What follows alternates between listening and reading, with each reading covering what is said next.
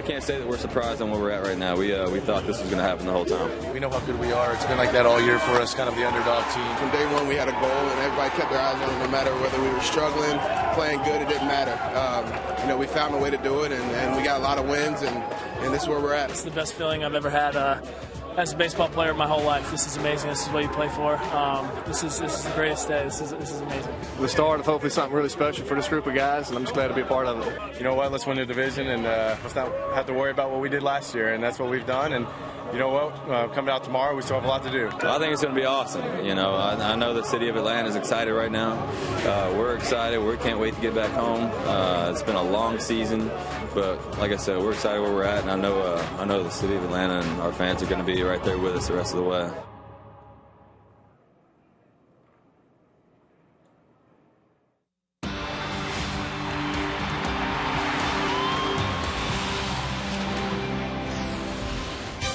It is great to be back in Atlanta, Georgia, where a nice crowd is filing into Turner Field, now the home of the reigning 2013 National League Eastern Division champions. The Braves begin their final regular season homestand with a 3-game series with the Milwaukee Brewers tonight.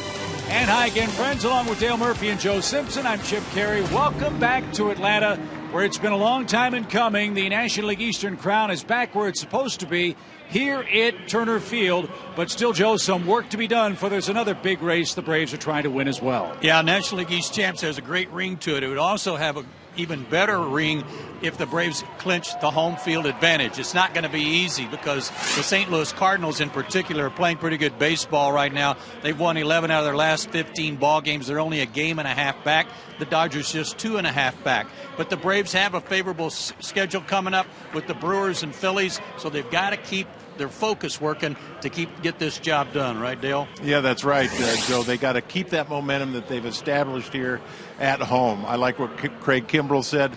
We're going to show up tomorrow. We still got work to do. Indeed they do, and Mike Minor's the man that gets the ball for the Braves in Game 1. Marco Estrada will pitch for the Milwaukee Brewers. The Braves have had a lot of late-inning dramatics. When we come back, we'll show you all of their walk-off victories as we continue to chronicle what's been a remarkable 2013 Braves season next.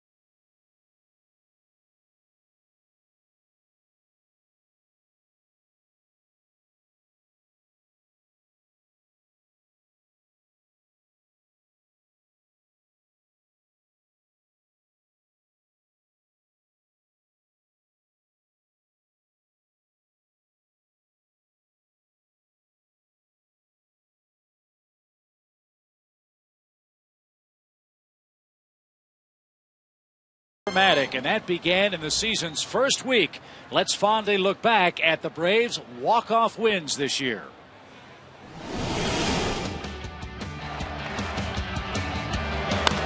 High fly ball center field to Jesus, going back at the wall.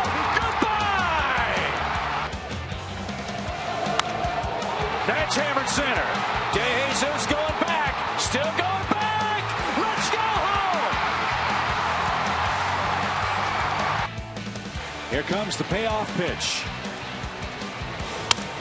Little flare, shallow right field is going to drop, and the Braves are going to win it in 10.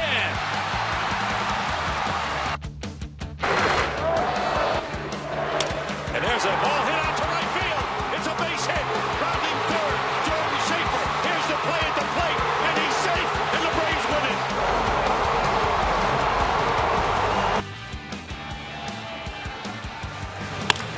Fly ball right center field.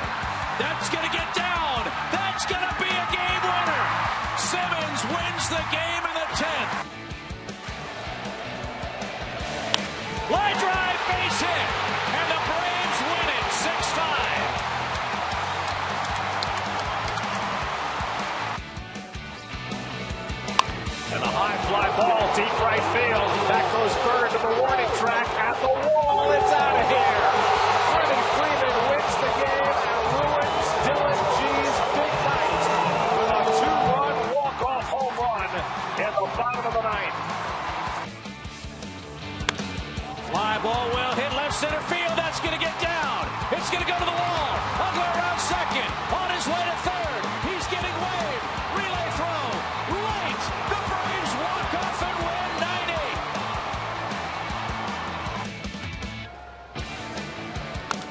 High fly ball. Deep left field. That ball is gone. It's gone. And the Braves walk off in the 10th.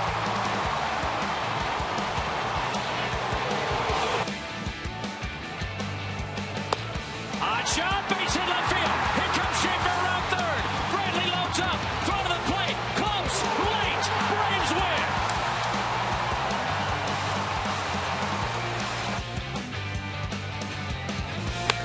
Line drive right center field, and the Braves are going to walk off on a B.J. Upton game-winning hit.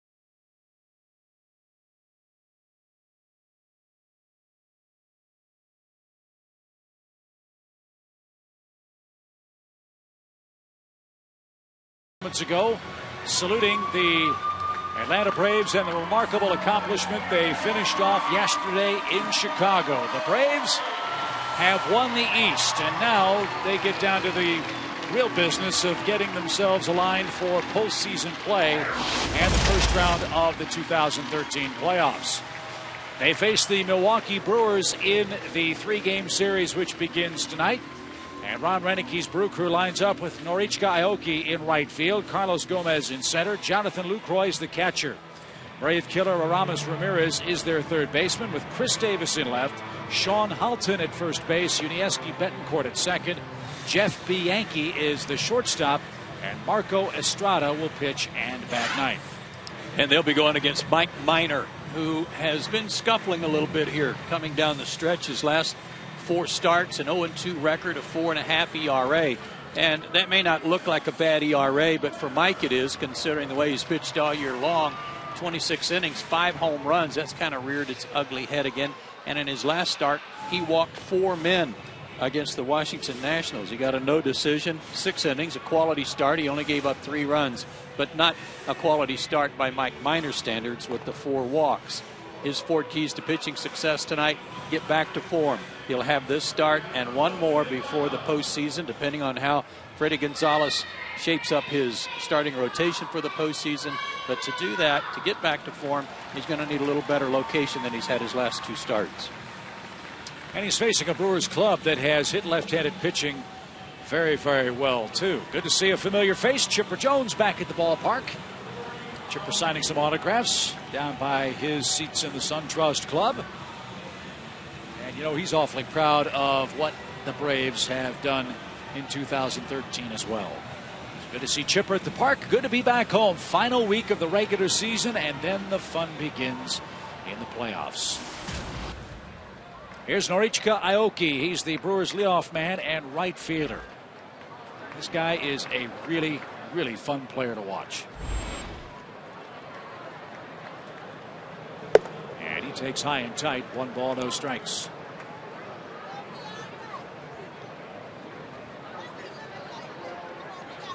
Aoki, a terrific leadoff man for Milwaukee, puts the ball in play, hardly ever strikes out.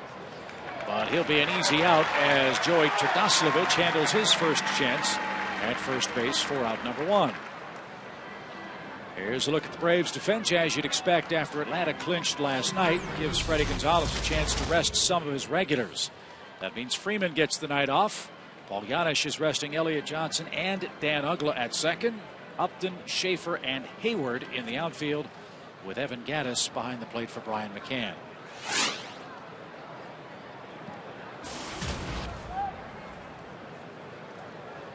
Here's Carlos Gomez. And he unloads on the first pitch and drives it deep to left. Justin is back, and he'll wave goodbye. Carlos Gomez homers to make it 1-0 Milwaukee.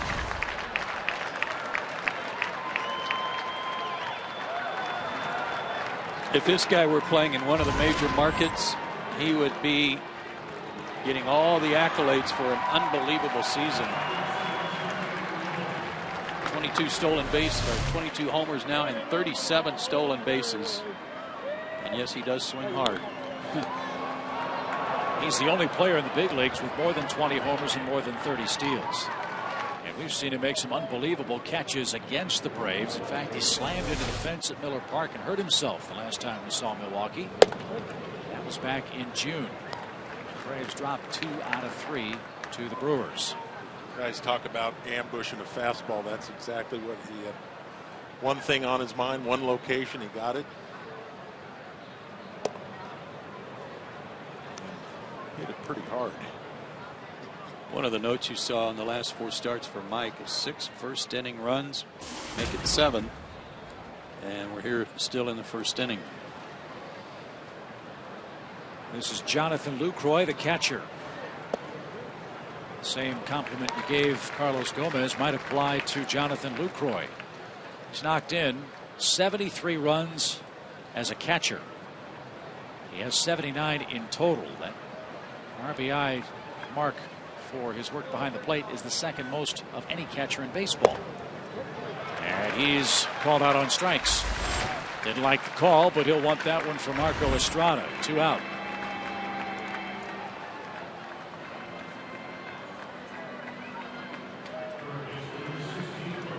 Mike's made 3 career starts against the Brewers. Did not face them earlier this season. He's 1-1 against them and has allowed previously just a 186 average against him. Ramirez jumps on the first pitch and gets that past Chris Johnson. What's new? Braves can't get Aramis Ramirez out, can they? It's not just Mike Minor. It's everybody that preceded him.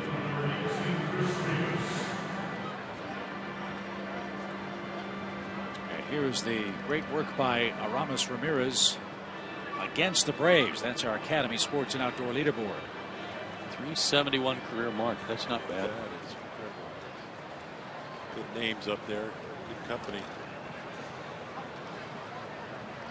So here's Chris Davis. He's the man manning left field until Ryan Braun comes back opening day next year. And Davis has done a good job for Milwaukee. 10 homers and only 121 at bats this year. He was their 7th round draft pick back in 2009.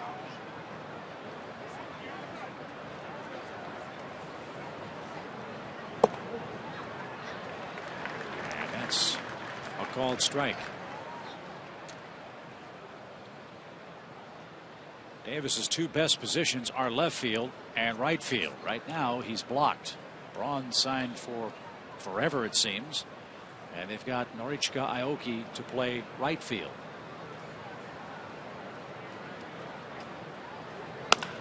And he drives one into right.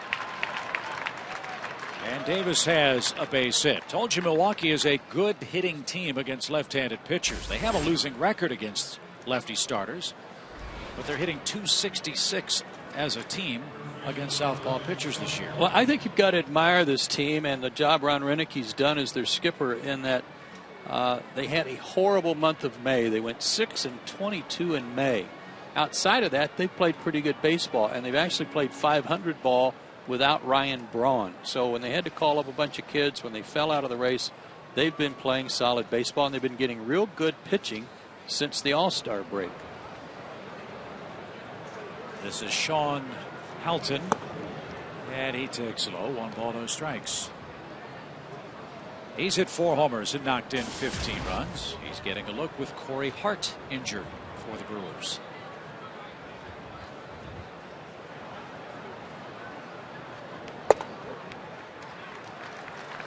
Even count, 1-1. They were swinging the bats pretty well in their homestand. That included 3 games against the Cardinals. They beat St. Louis last night. Did the Braves some good there. But several of the guys that have already had hits this inning had good homestands.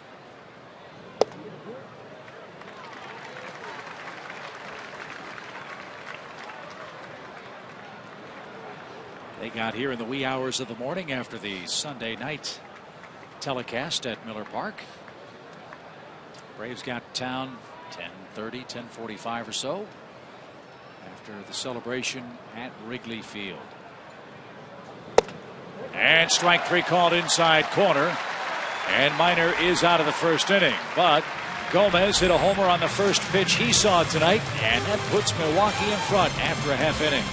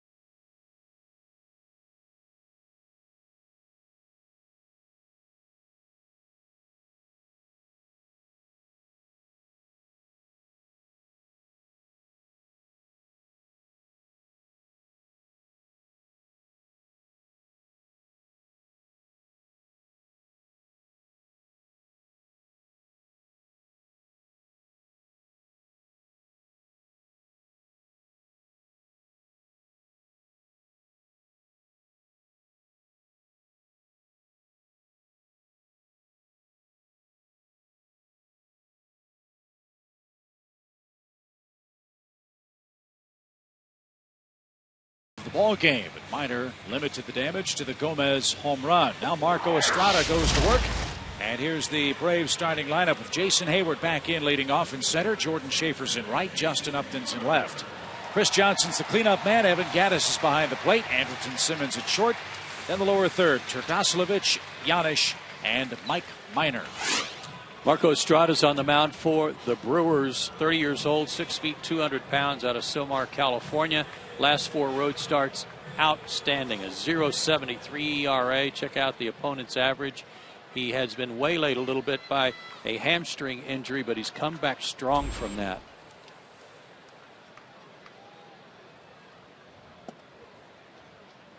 And you got to look at part of what his forward keys to success tonight. He's looking ahead to 2014. He's had some injury problems the last 2 years, but if he can stay healthy, he'll be a viable part of their rotation next year. So this is the first time the fans in Atlanta have had a chance to see Jason Hayward play since the fractured jaw. Joe, I think our fans would like to get your impressions of how Jason appeared against the Cubs at the plate. Well fouled, out of play to the right.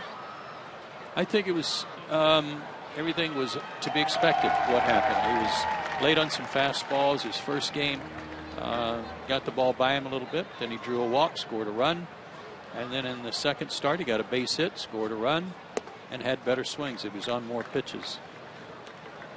I've just been so impressed with Jason this year. He's been through some adversity, and this is the ultimate adversity a hitter can go through.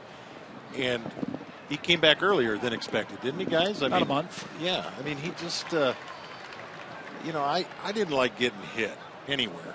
I never remember getting hit in the head. Little league, my whole professional career.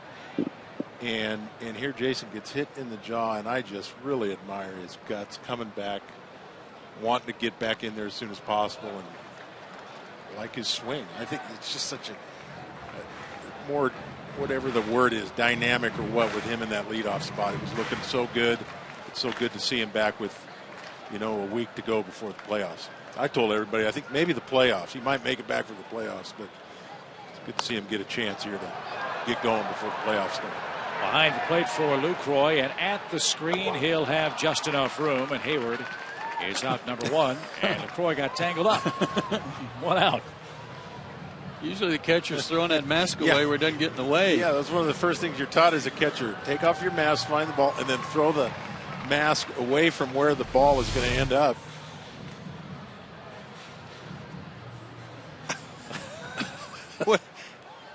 Or just drop it and hook it onto your shin guard so you know where it is next time after you catch it. That's funny. 1 out for Jordan Schaefer. He gets the start in right field tonight.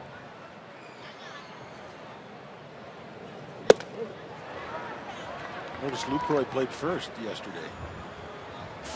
Be a future thing to give him a little rest once in a while. He's a good catcher and a good hitter. I mentioned this before when we played, when I was here against the Brewers, had him on that WBC team. Good kid. Really impressed with his approach at the plate. Kind of a Buster Posey type move. Leave him in the lineup, but move him to a different position to give him some rest.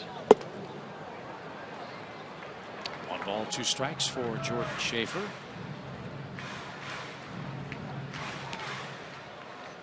These are important games for the Braves, quite obviously, leading the Cardinals by a 1.5 games for the best record in the league. And these are exceptionally important at bats for the reserve players on this club, because there are some other decisions that have to be made here now in the next week to 8 days or so. Absolutely big at bats.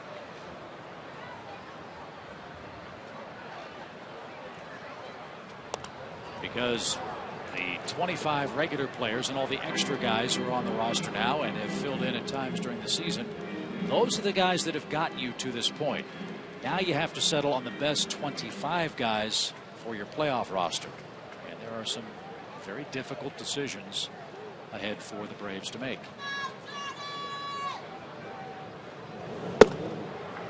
Low. Schaefer runs it full. I was never on a team that clinched very early. Took us the last couple hours of the 1982 season to see how the Dodgers did before we knew we clinched. But up the middle. Nice pick. And a close play at first. And Bianchi takes care of Jordan Schaefer for the second out. But it's interesting. They've clinched with a week or so to go. And now with the seeding, or whatever you want to call it, with the best record, it's good because there's no let up. There's no, we still got to get our. Usually in the old days, you'd have a week and you're just like, well, I got to get my swing going. I got to get everything set up.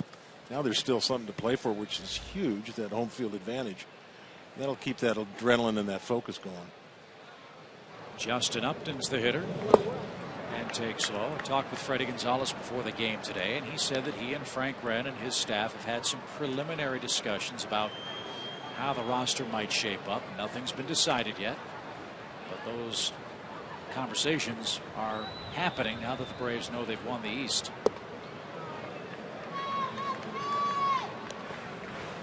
Some of those decisions might be hinging upon whom Atlanta could match up with in the first round, because we don't know that yet either.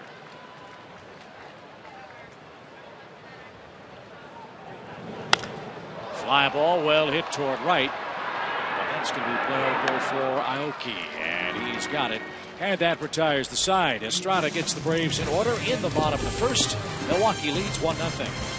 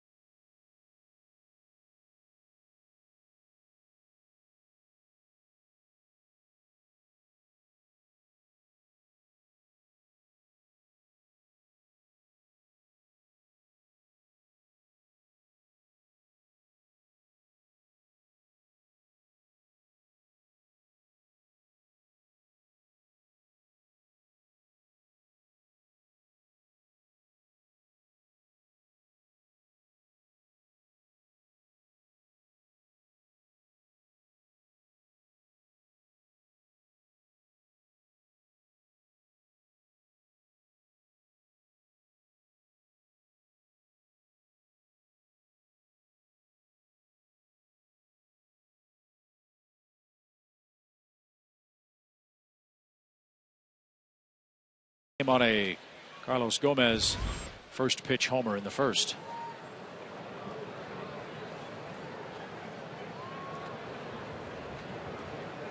This is Unieski Betancourt, former Philly. He's getting a start at second base for Milwaukee tonight.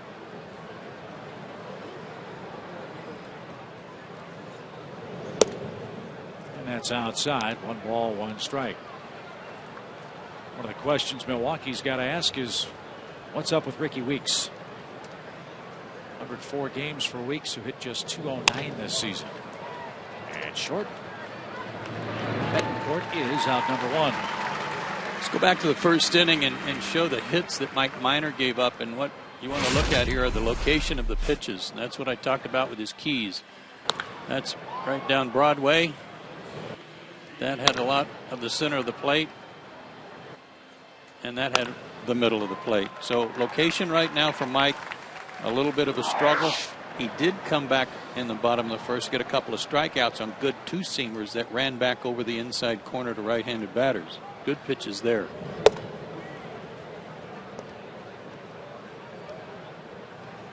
This is Jeff Bianchi.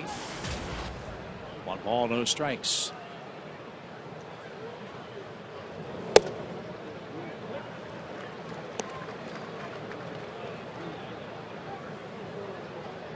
I was hoping the Braves fans would get a chance to see both Andrelton Simmons and John Segura play against each other. Segura is such an outstanding shortstop in his own right, but I guess he's a little laid up right now. Yeah, Ron Renicky said back in Milwaukee there's a chance he could maybe pinch hit, maybe do a little defensive work in this series, but it's unknown whether he'll play again before the end of the season. And you're right, Joe, he's a really talented player and an obvious bright spot for the Brewers this year. 2 outs. Estrada hits with the bases empty in the second.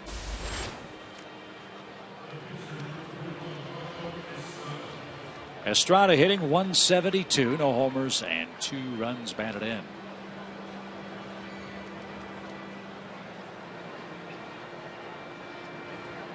It's kind of funny how the baseball schedule works. We're seeing Milwaukee at the very end of the 2013 season. We're going to see them at the very start of the 2014 year. The Braves are going to open next season playing the Brewers at Miller Park in Milwaukee.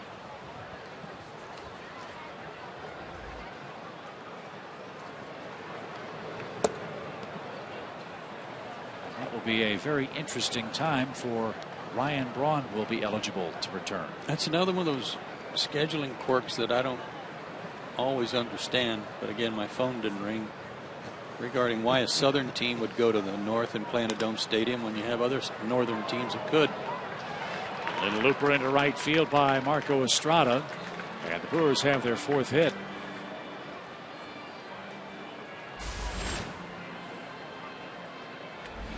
Well, I remember early in the year doing some games, and you were talking, Chip, about Major League Baseball had lost more games already early in the year to rainouts and problems and weather issues, snow, rain. Yep. The Braves ran into that this year. Our Iditarod road trip that went to Pittsburgh, Detroit, and Colorado. A bouncer foul past first. Of course, Milwaukee's got that retractable thing, but yeah, in fairness to them, they can't open on the road all the time, nor should they open at home every year. Trying to mix it up a little bit.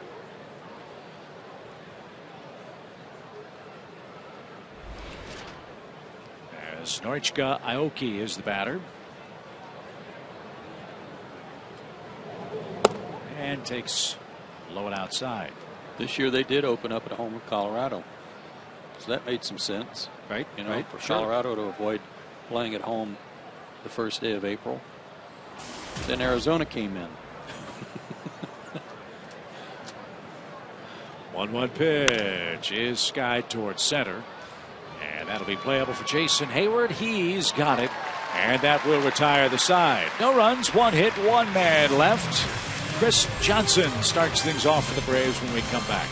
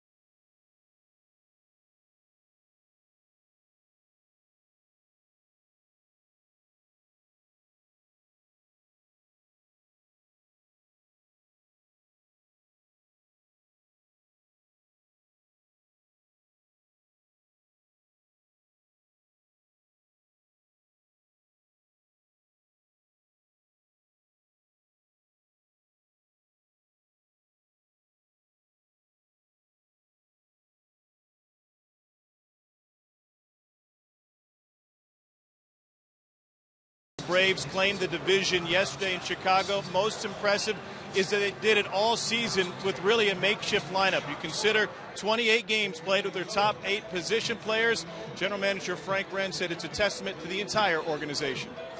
I think what it speaks loudly about is how solid the organization is, not just our major league team, but what our scouts have done in finding young players. You know, yesterday's game, we had 3 players out of the last couple drafts that played prominent roles yesterday in our clinching game, and that's Andrelton Simmons, who was just drafted 2 years ago, Evan Gattis a couple years ago, Alex Wood comes in to pitch in the middle of the game, and then one of our young kids out of Latin America, Julio Teheran, pitches that game. So, you know, we're real proud of the job our player development and scouting does. Bruce Mano and the player development group, and then you look at Tony DeMacio and the scouts, and Johnny Alvarez and our international scouting, all have done great jobs, and I don't think they get enough credit because we've needed the depth with all the injuries, the season-ending surgeries. We've had to look at our minor league system heavily all year long, and they've come through for us. And guys, the job at the professional scouting department is far from done. Frank told me that they have 2-man teams on the road right now. They will continue to stay on the road looking at all possible postseason opponents. At the end of the regular season, they'll convene in Atlanta and share all of their findings with the front office and the coaching staff. Thank you, Tom. And Frank's got it exactly right. It has been a total organizational team effort this year for the Braves. And here's another example of it. Not a homegrown guy, but a guy that Atlanta acquired by trade and is fighting for the batting title in the National League this year. Chris Johnson. Well, scouts not only scout the kids in high school and college, but as Frank mentioned, we got scouts all over the place. Minor leagues, watching big league games, making just great decisions over the years. Great evaluations.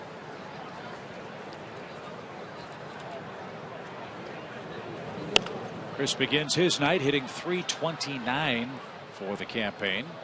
5 points behind Michael Kadire of Colorado. Kadire's at .334. So obviously Kadire has bounced back from whatever that forearm injury was to play, and he's actually bumped his average up. Liner foul. Look out, everybody. Well, I've talked about this, and that swing right there is a perfect example of what I've seen out of Chris Johnson all year, fighting balls off that he doesn't really have a good shot at hitting, but he's able to foul it off. He has not gotten out of this swing that he has all year, has he? No. I mean, you know, what I've seen is occasionally he'll roll over like everybody does.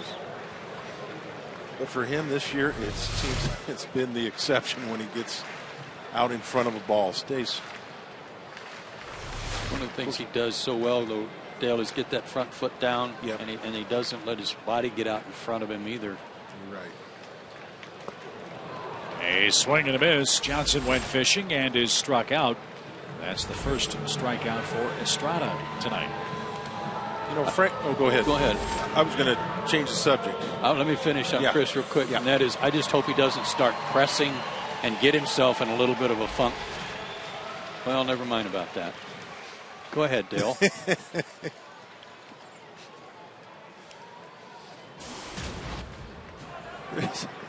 I think that kind of answered my own statement I was about to make. I think guys are out here just going through the motions. Yeah. They clinched and no big deal. No, they're pretty focused. That's one way of putting it.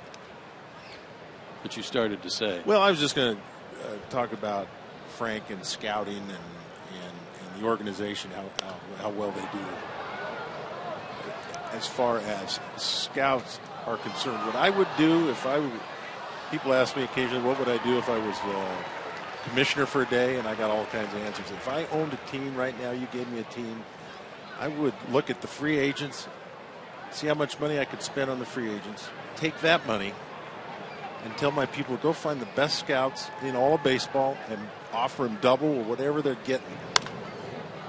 Popped up, right side. I don't think he sees it. He doesn't see it. Betancourt's going to help him out, and he can't get there. The ball's in foul ground. There's a break. Gaddis gets a swing on the house. I didn't see the foul ball he hit back toward us. I lost it. No, I think that's a good idea, Dale. I would go around and, you know, who's got the best. Yeah, here's the pop-up. That's when you got to put the glove over your head so you don't get hit in the head. You know, there's all kinds of scouts with the best reputations, and just, you know, I don't know what they're making, but you invest all this money in free agents.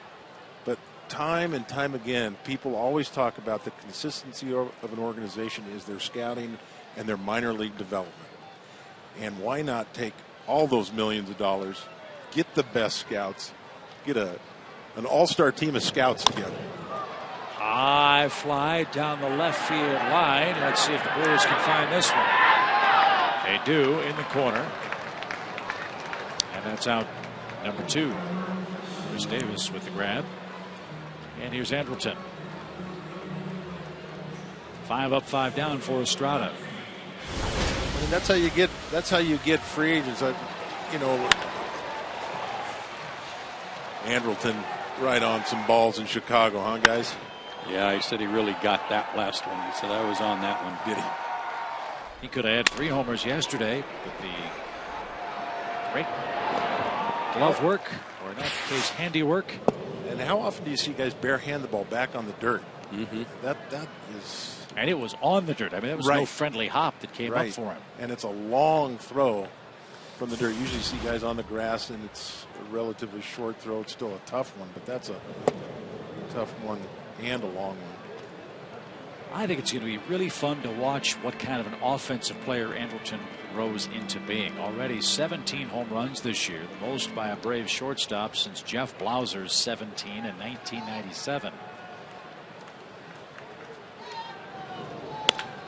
And a line drive into left field. Davis can't get it. That's behind him and up against the fence. Simmons will run for a while. Around second. He's on his way to third, and he's going to make it standing up.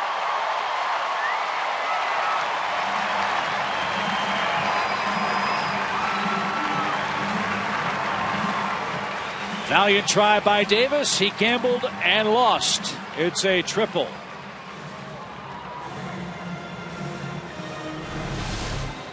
This ball was smoked, and I think Andrelton thought the ball was caught.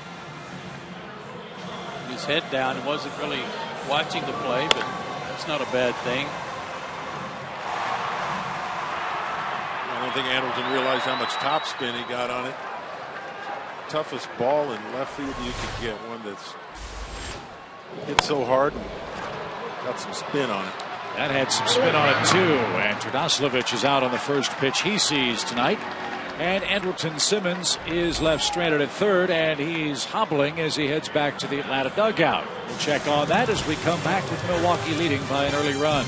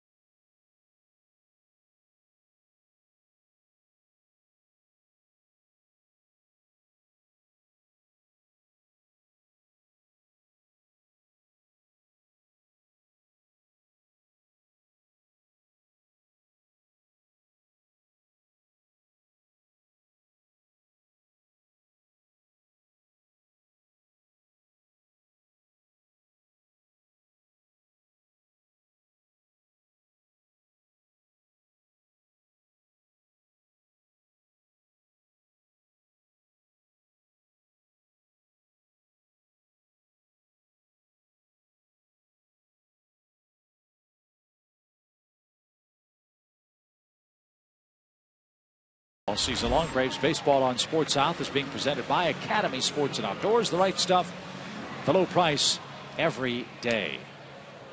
Andrelton Simmons appears to be all right. He's back in the game at shortstop. He took an awkward angle at first base, which we'll show you in a moment. As Gomez goes to work, he hammered the first pitch out of the park. And took one rather high for ball one. Pretty much no doubt.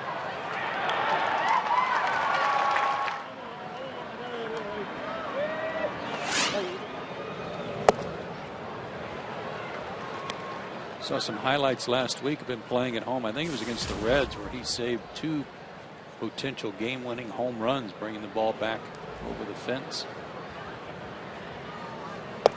He's got 10 assists out there too. I mean, this guy's, you're right, Joe, a real complete player. The knock on him was always that he played a little wild, that he was a wild, if not bad, base runner, and made some mistakes in the outfield. He took a wild swing there, and Miners struck him out. But look how he hustled down the line, almost legged that out because Evan dropped the ball. So, one away.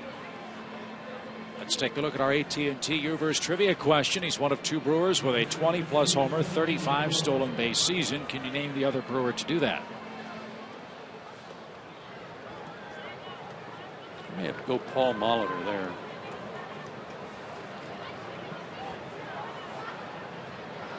Hall of Famer.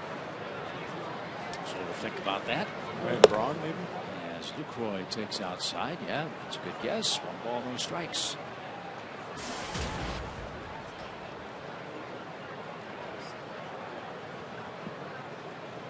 Maybe not far back enough in Brewers history.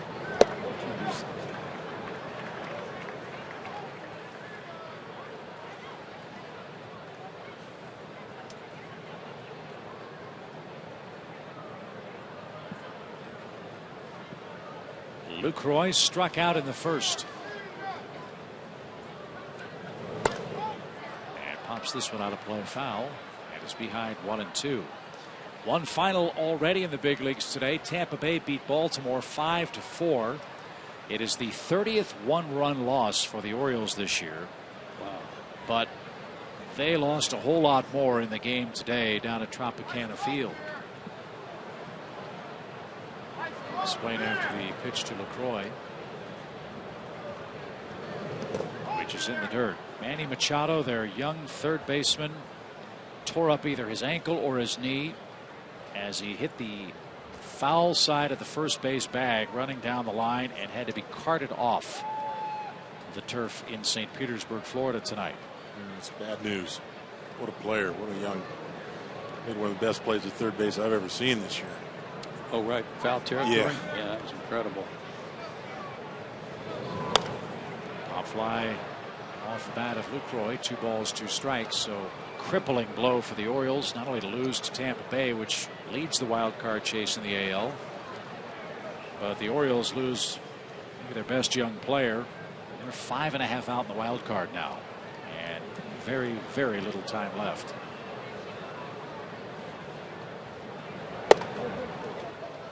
That's inside, full count. Big series coming up for Tampa Bay. They've got the Yankees in New York starting tomorrow.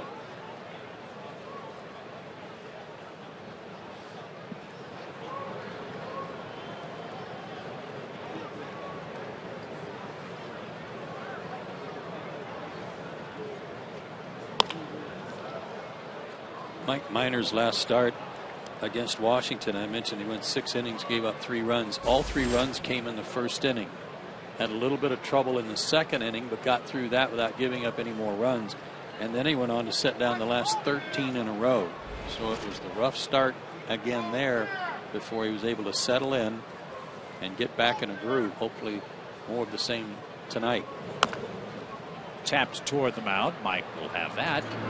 And he almost got Tardaslovich in a collision at first base with a soft throw to first base. 2 outs. Time for Georgia Power Energy Tip number 9. Terry Pendleton, number 9. Georgia Power customers can receive a $20 rebate with the purchase of a qualifying Energy Star certified freezer through November 30th. Winter's coming on. You need your freezer. Store all the food in there for the harsh winter.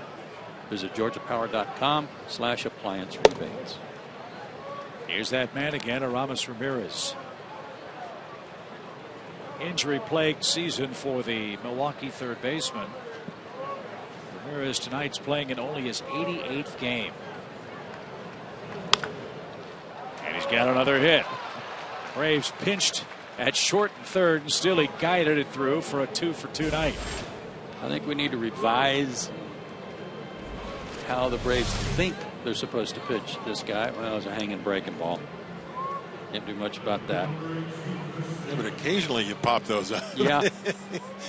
But he doesn't miss them. He's had a bad knee. He's tried to play through that. Then he's had to take some time off.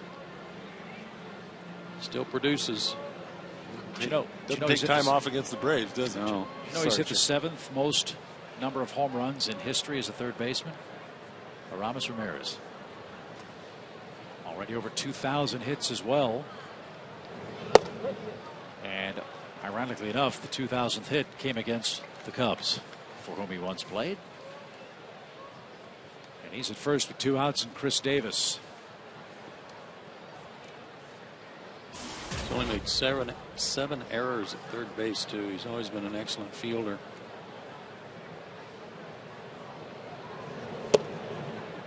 That stayed high for an even count. Mets are in Cincinnati tonight. That's Aaron Harang pitching for the Mets. Johnny Cueto for the Reds, who've won 5 of their last 6 games. Cincinnati and the Pirates lead in the wild card. Fly ball well hit right. Schaefer gives ground, but he'll have room. And he's got it. And that retires the side. No runs, a hit, a man left in the Milwaukee third. Paul Yanish, Mike Minor, and Jason Hayward are coming up for the Braves.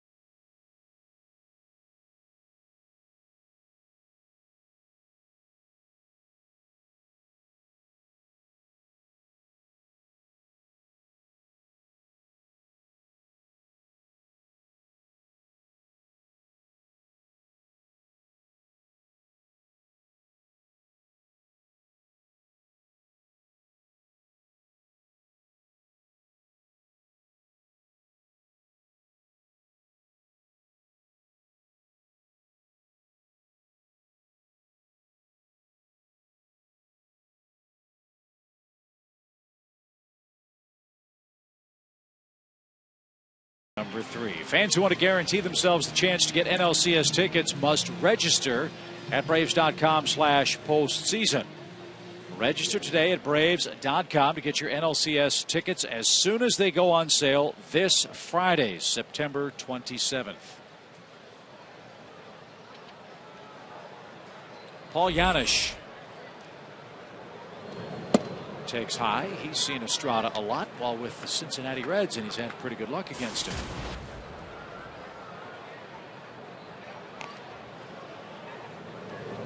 Tried to bunt, took outside. It's ball 2.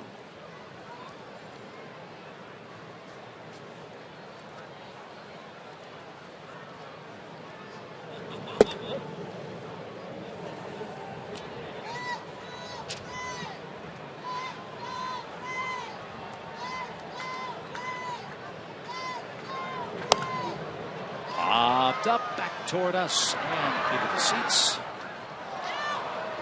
depending on who starts at second base in the postseason, your backup players, let's say it's Ugla that starts, and your backup players, Elliott Johnson, Paul Janisch, are mostly defensive. A swinging bunt back toward the mound, and Estrada with bare hand makes the play, 1 out. Mostly considered defensive guys. You might say Elliott Johnson could be a good pinch runner too and steal a base for you.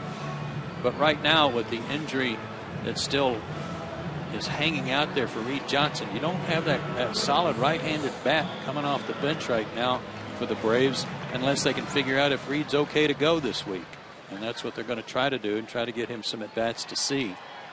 His Achilles still only about 80% in terms of his ability to run. Well, Tardoslavich could play the outfield and switch hits. Elliott Johnson can play the outfield and switch hits. But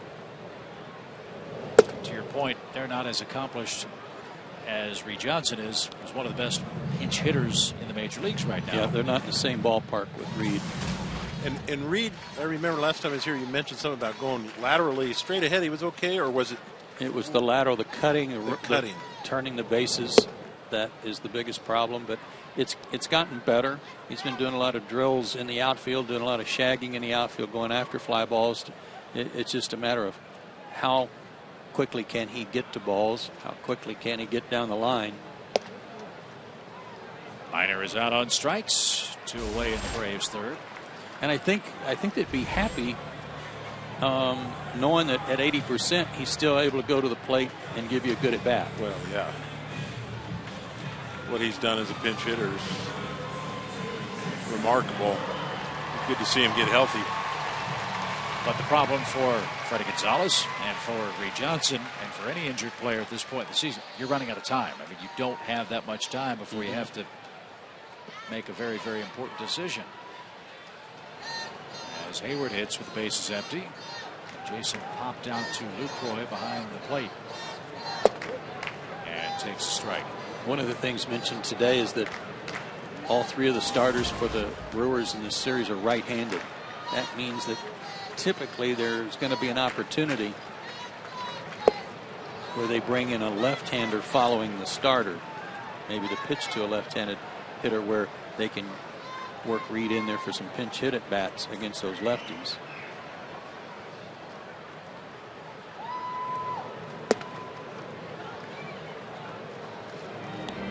Ball, 2 strikes. Marco Estrada, as Joe said earlier, missed some time with the left hamstring problem. He's pitched really good baseball since that stint on the DL. He's pitching effectively tonight, and he is through 3 scoreless innings in Atlanta. 1-0. Milwaukee has the lead. We head to the 4th.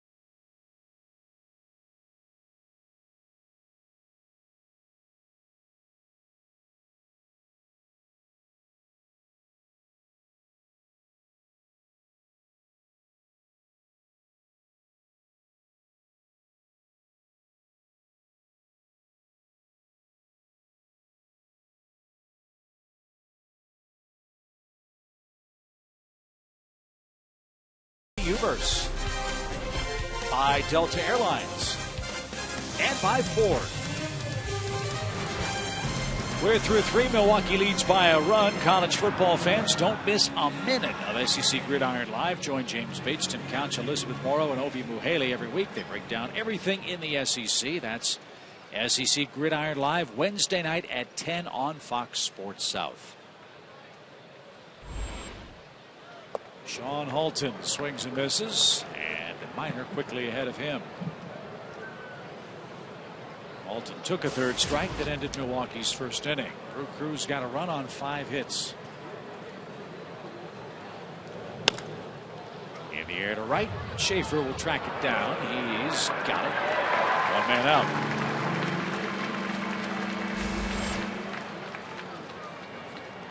Cincinnati scored twice. They lead the Mets 2-0 in the second inning.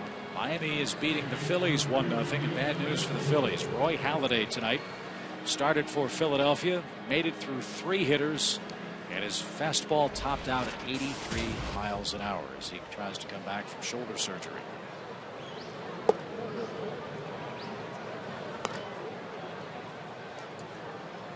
Nate Eovaldi is the man on the mound for Miami.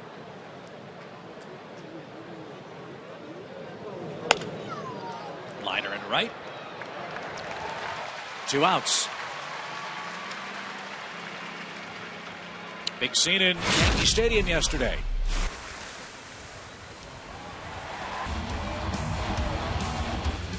Metallica played live for Mariano Rivera. That was the entrance for and the exit of the Sandman, Mariano Rivera.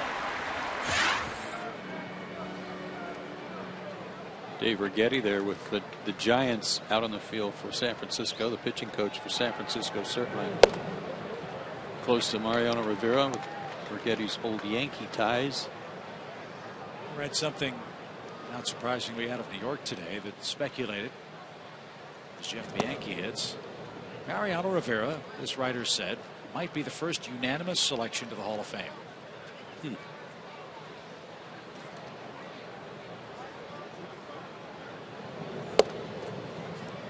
Which begs the question, why weren't there some? Icon Babe Ruth weren't. I think it's about Hank Aaron. The hammer? Well, yeah, exactly. Well, that's one of those things. All due respect to Mariano. Well, I would agree with you, and there should have been some in the past. There's that one thing about being a first ballot Hall of Famer, which is kind of one of those things that doesn't need to be a thing.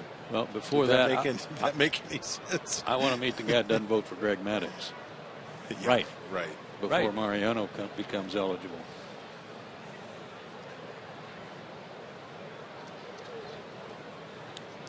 Whether he's unanimous or not, he's going in, and deservedly so. Marvelous career for the Yankees. As another line drive toward right will be handled by Schaefer. He ties a record held by many. 3 up, 3 down. 3 putouts for Jordan Schaefer, who will lead off our Delta Airlines trio in a 1-0 Brewers game.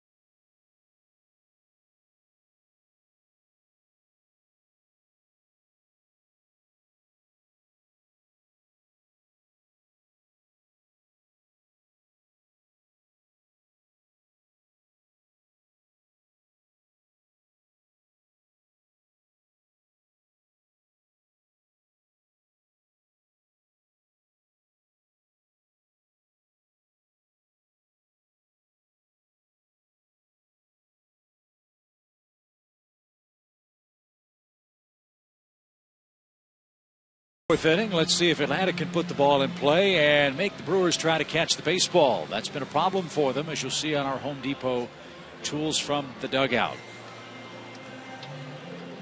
When you're having a bad year, or in the case of Milwaukee, one that's certainly been rife with controversy with the Braun thing, when you're playing bad defense, it just makes everything worse.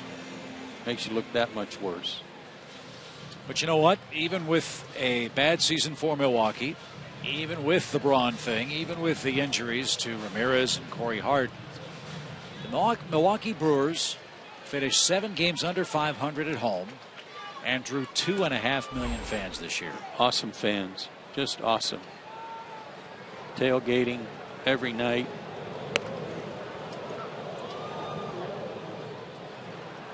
I attended a game there a couple of years ago, did a MLB clinic with some of the MLB alumni there during the day, and then we went to the game that night. And, got there 45 minutes early or something, and I could not believe the amount of people there tailgating. Mm-hmm. I mean, every night. I mean, baseball, football's one thing. Yeah. Baseball, every night they're there. Every night. I mean, if they have the Olympics for tailgating, Milwaukee is my gold medal pick. Right, me too. And Jim Powell, who worked so many years alongside Bob Uecker on the Brewers radio broadcast, said the amazing thing about tailgating there is total strangers will be making their way to the ballpark. They'll walk by hey, you want a brat? People you don't even know. So I want to know if that happened to you, Murph, with your big appetite. Anybody feed you on the way inside the ballpark as you made your way through the parking lot? Absolutely. I had about 10 on the way in, I think it was. Had some brats inside the field that night. It dawned on me seeing all the Braves memorabilia, too, walking into the stadium. Sure. It just, I hadn't thought about that before going to the game, and I go in and I see Lou Burdette and Hank Aaron, all these pictures. I'm like, wait a minute, that's right. We were here, but I know Garth Orridge really well, first base coach, and every other person I've talked to as well as Garth that's been through Milwaukee or played in that city, they love it. I have a friend that played in the NBA there, and Fred Roberts, he just absolutely loved Milwaukee. Count Schaefer, another deep at bat. Something always struck me at the old ballpark at County Stadium, cracked me up. They had Hank Aaron's Brewers uniform encased, shirt, glove, pants, and his shower shoes. Shower shoes? Yeah. Where were the spikes? Well, they were on there too. Oh, okay. I come to think of it, they were in there too. Okay. But his uniform and his shower shoes. Okay. Well, maybe Cooperstown didn't want him. Maybe. 3 balls, 2 strikes.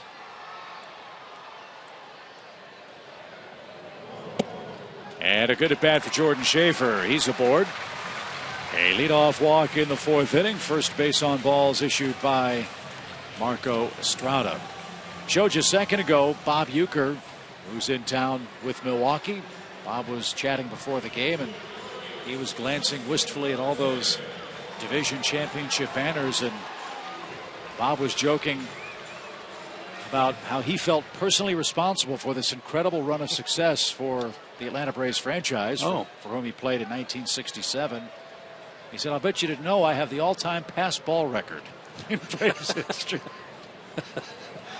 He said a mark that will forever stand. But he did hit 3 homers and drove in 20 runs in 1967. I bet you I'm pretty close to that pass ball record. I had a few. You probably didn't break Ukes, though. Schaefer's running. Pitch out. It was high. Lucroy's throw is off the mark. Yeah, he almost had to jump for that pitch out, but Jordan had a huge lead. I think they probably could see that, and that's maybe why they pitched out, but a bad toss from Estrada. Look at that lead he had. Big lead and a great jump. Well, you win a championship, and there's obviously a number of players that have great years, but where would the Braves be without Jordan Schaefer? He's played a big role, that's for sure. And really not knowing what to expect out of him. Right. Going into spring training, getting him back from Houston, and I have just been impressed since day one in spring training with Jordan Schaefer's approach. 22 steals now, far and away leads the Braves ball club. He has 22 of the team's 61 steals. And I think, guys, that's one of the challenges, if not questions, about the Braves offense come postseason play. Can they manufacture a run or two per night? Take a little pressure on what has been a very heavy home run hitting offense. You don't figure to get a lot of home runs facing the 1, 2, and 3 starters against National League pitching opponents.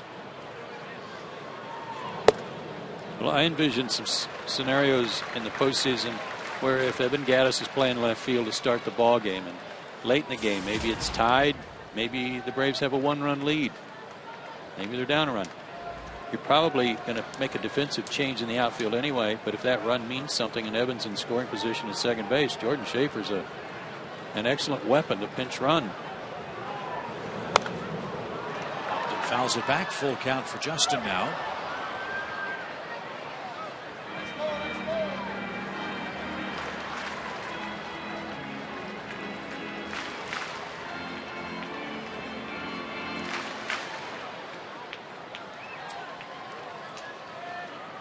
Three balls, 2 strikes.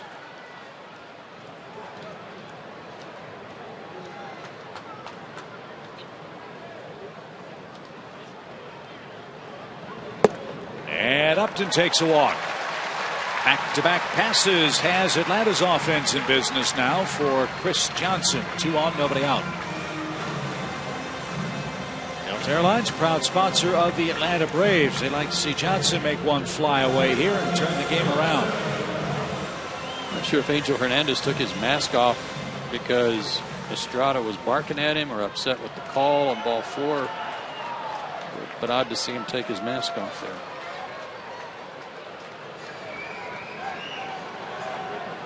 Chris struck out his first time up.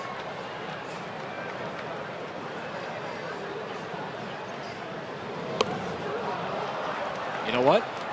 I like that. Me too. Me too. You've got your cleanup hitter, a guy fighting for a batting title, but 2 on, nobody out in a playoff type situation. Get him over. The bunt attempt, though, was foul.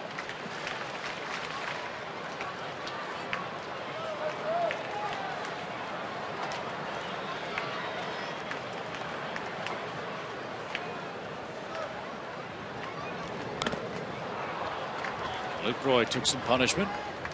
0-2.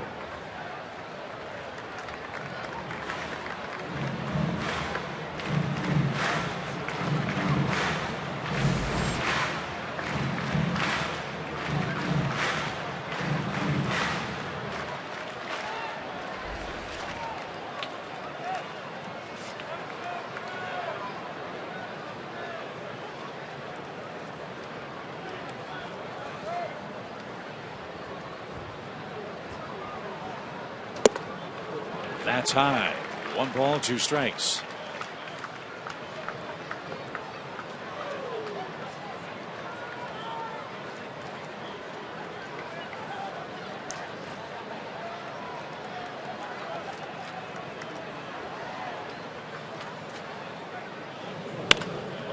There's a shot into the seats, foul. Oh, missed out her. of play. Boy, was he going for the ball or was he trying to get out of the way? He took a bad fall.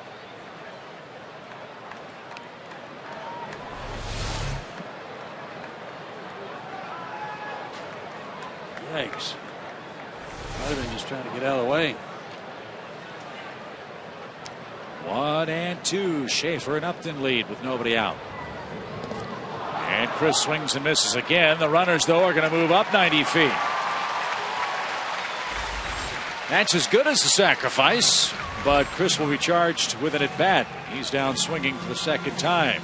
I started to say a while ago, and I cut it off when obviously Chris was upset, but I don't want him to start pressing and really change his stroke, trying to prevent making outs, you know, right. Trying to get those hits and stay in the race, stay in the hitting race, which he certainly is. But he's in maybe one of the worst slumps of the season. He's 0 for 8. That's not too shabby. There's only a handful of times that he's gone back-to-back games without hits. So great chance for the Braves to tie the game. Runners second and third, one out for Evan Gattis. Gattis flied to left in his lone at bat so far.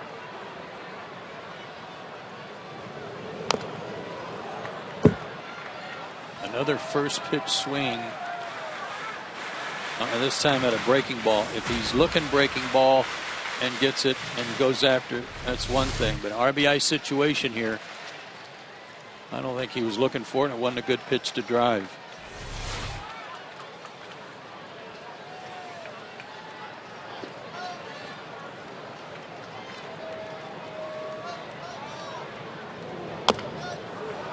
Nor was that. And Gattis finds himself behind 0-2.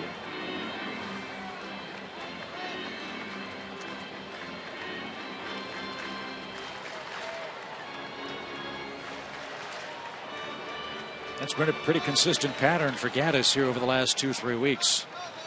We showed you in Chicago how he really does like to swing at the first pitch, and his batting average on first pitch swings is higher than his overall batting average.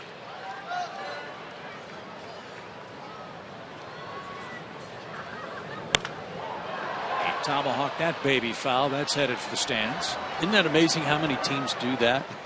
They get ahead of him 0-2, like on some breaking balls, get him to chase a bad breaking ball or a changeup, and then they throw him a high fastball. Yeah. Are you kidding me? Yeah, he turned around 96 from Strasburg up there. Well, remember the ball he hit off Cole Hamels about 800 feet? Yep. It was up too. Well, I think they need to have a pitcher's meeting, and the catchers need to say, when we call a high fastball, we mean over his head. Don't make it below his eyes or he's going to hit it. And the off-speed pitch got Gattis, and he's down on strikes. Back-to-back strikeouts. Braves runners are at second and third for Simmons, who tripled his first time up. Pretty good pitching here by Marco Estrada.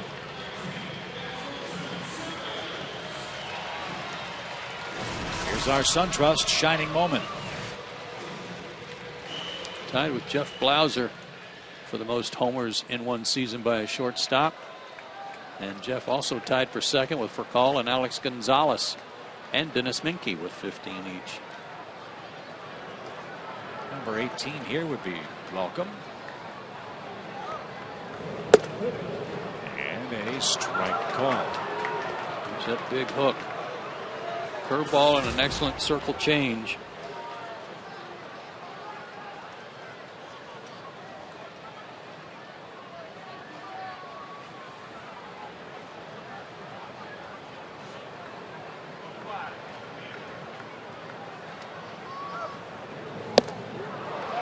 And then a neck-high fastball that Simmons missed. 0-2.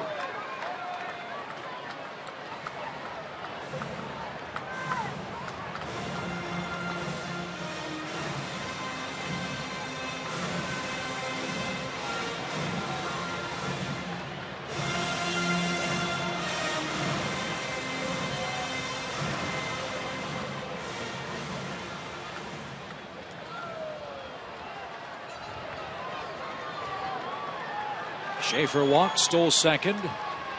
Justin Upton walked. Both advanced on a strikeout. Now Simmons stays alive as that one's ripped back to the screen. Count remains 0-2. Will be big Washington Nationals fans tonight. The Nationals are in St. Louis and facing the Cardinals. That's Tanner Roark and Adam Wainwright. Good matchup. The Cardinals a game and a half behind the Braves for the best record in the league. And Washington's had very little luck in St. Louis. Cardinals have won 12 of 14 head-to-head with the Nationals since 2008 at Busch Stadium. And Simmons swings and misses. Lucroy with the peg to first. And Marco Estrada pitches around back-to-back walks with nobody out and strikes out the next three Atlanta hitters.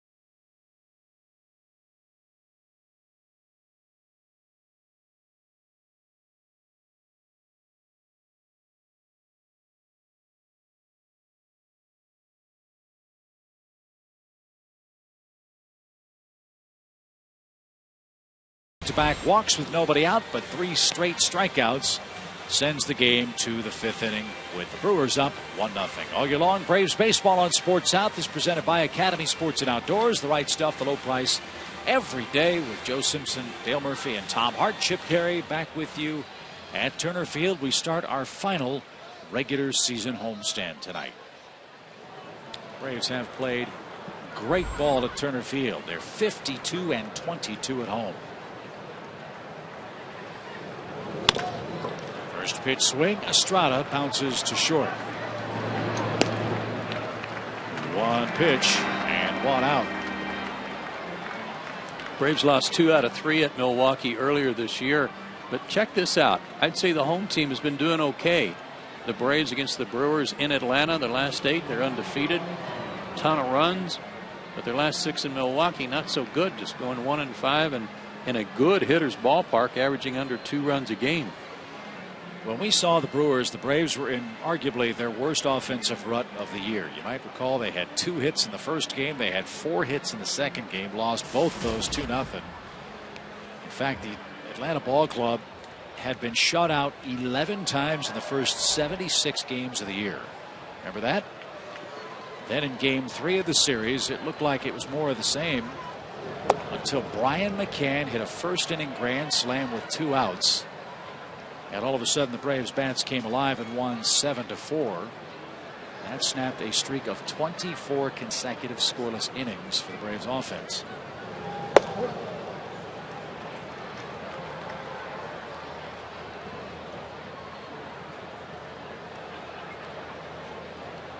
Norwich Gaioki is the batter. He's 0 for 2.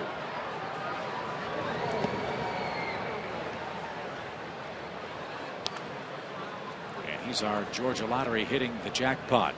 Swinging a hot bat for the Brew Crew, especially against the Braves. And against the Cardinals, coming off that 3-game series against St. Louis, who went 8 for 11 with 3 walks.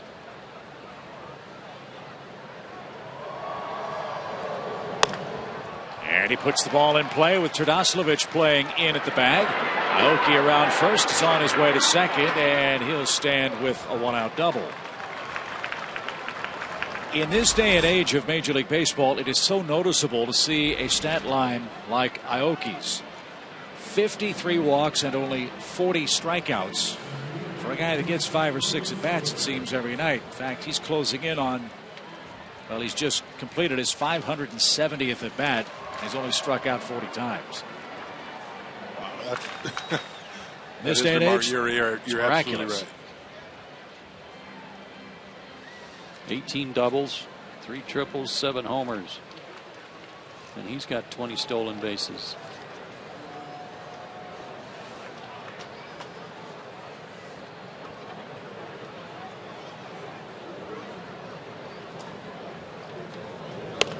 So a 1-out Aoki Pokey has the Brewers in business in inning number 5 with Gomez up there. Feast or famine night for him. He's homered and he has struck out.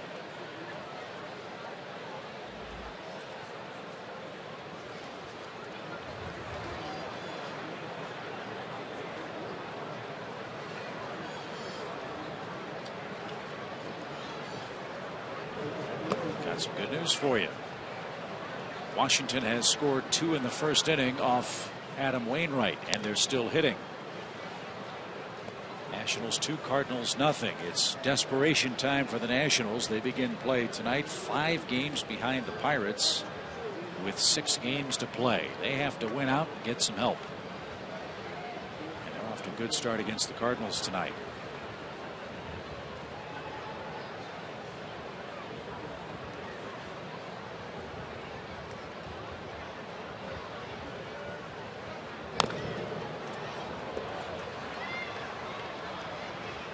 One and two. Gomez, I was talking about those catches he made against the Reds. One, he really crashed into the wall hard on a ball hit by Phillips and kind of wrenched his back and hip a little bit. So his manager, Ron Renick, said, you know, I want you to start playing a little deeper here till the end of the year than you normally play, because I don't want any more crashes into the wall. It's not necessary.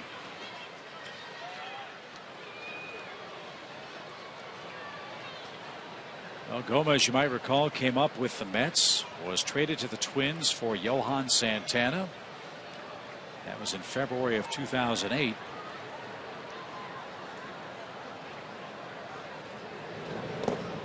As a swing and a miss will retire him for out number 2 in the inning. He was then traded for J.J. Hardy after the 2009 season, and then got to Milwaukee, hit 5 homers in 2010, hit 19 homers last year, and this year 22 home runs. Just think of the Twins' outfield possibilities had they been able to keep Gomez, Ben Revere, and Denard Span together. That obviously didn't work out. He's not happy with his second strikeout. Fly ball by Lucroy to right. Schaefer going back, still going back at the fence, and it's gone. That ball rocketed out of here. Brewers have 2 first pitch homers in the game tonight. Lead now 3-0.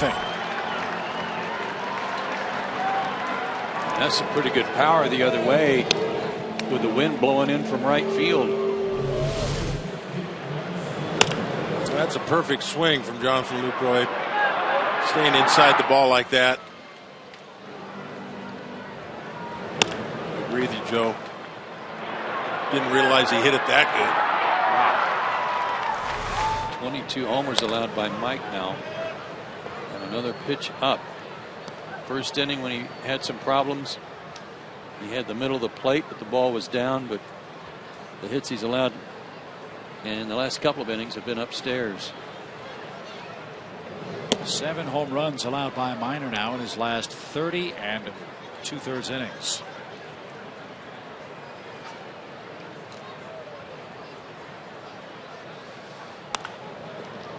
Ramirez took a shot at right field. Well, maybe because he looked at the left side of the diamond. So, well, maybe a little harder to squeeze one through there this time.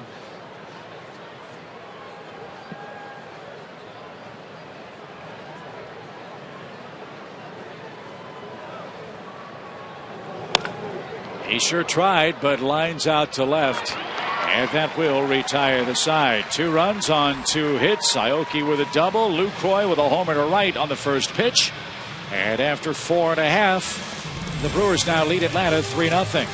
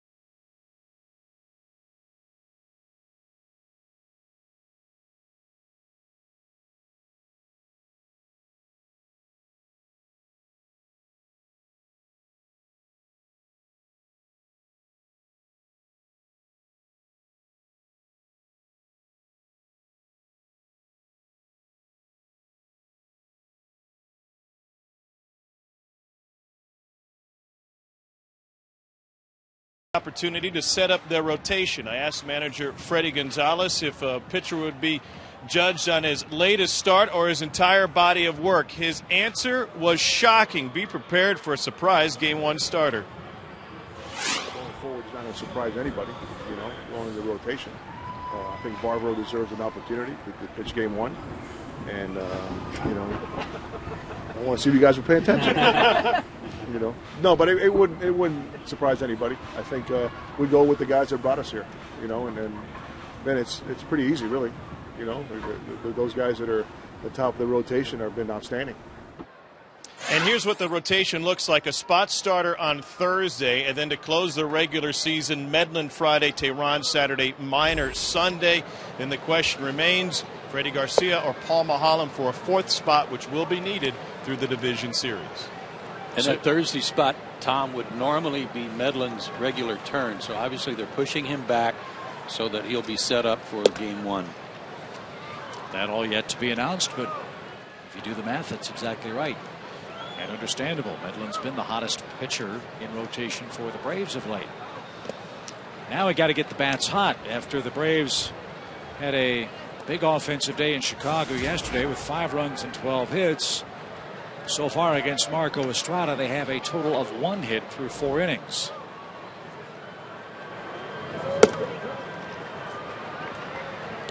Atlanta yesterday, for the first time in 18 games, had more than 10 hits in a game. That was the longest active streak of 10 hits or less in Major League Baseball.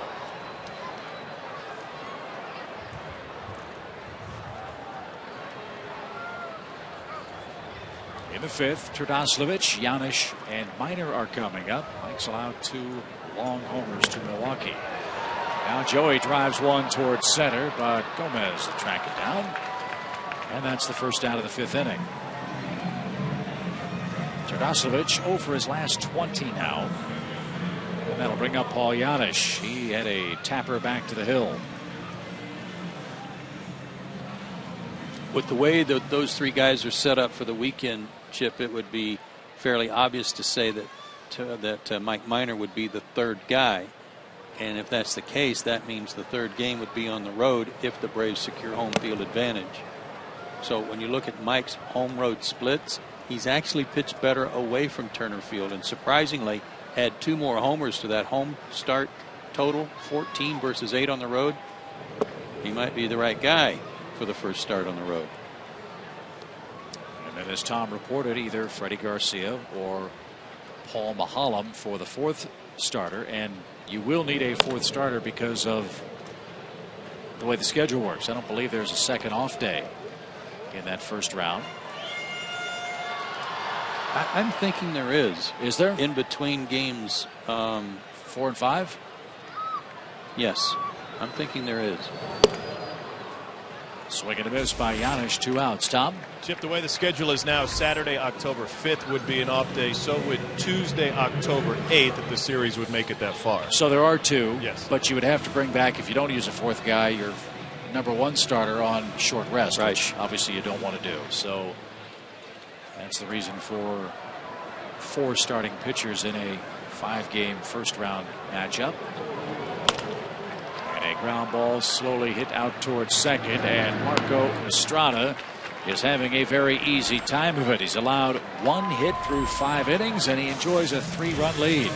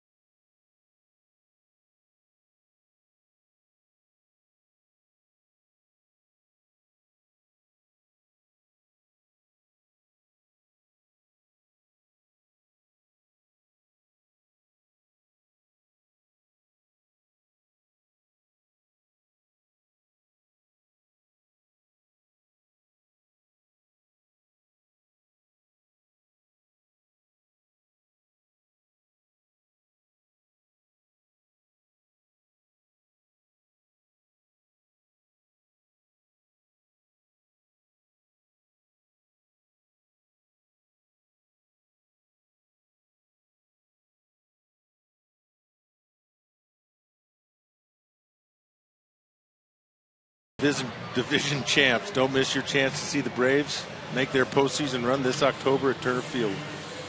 NLDS tickets are on sale right now, so visit braves.com/postseason today to get yours.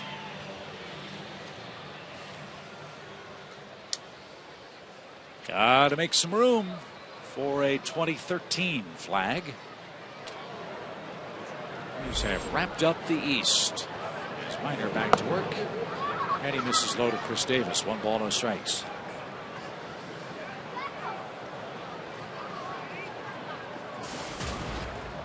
Couple of tired ball clubs you'd expect facing off in game 1. Milwaukee got in very early this morning after the Sunday night game last night. Braves, after the very emotional celebration in Chicago, also got back around 11 o'clock Atlanta time. Day of rest for Dan Uggla and Freddie Freeman. They might be back in there tomorrow night for game 2 of the series, which will feature Freddie Garcia and Tyler Thornburg for Milwaukee.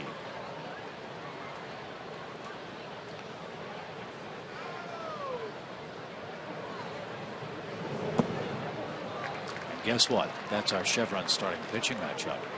Freddie's pitched pretty well since the Braves called him up. A couple of real good long relief outings and then a couple of good starts. 1.31 ERA since he was called up after the Braves signed him out of the Baltimore organization. Davis is down on strikes. 1 out. Thornburg's an interesting story, by the way. You saw his good numbers this year for the Brewers. He is 3-1 with a sub-2 ERA in the major leagues. He was 0-9, 5.79 at AAA. How does that happen? Oh, it's a lot easier league here. So he's been a pleasant find for the Brewers. He's found a league where they'll swing at his stuff. Right.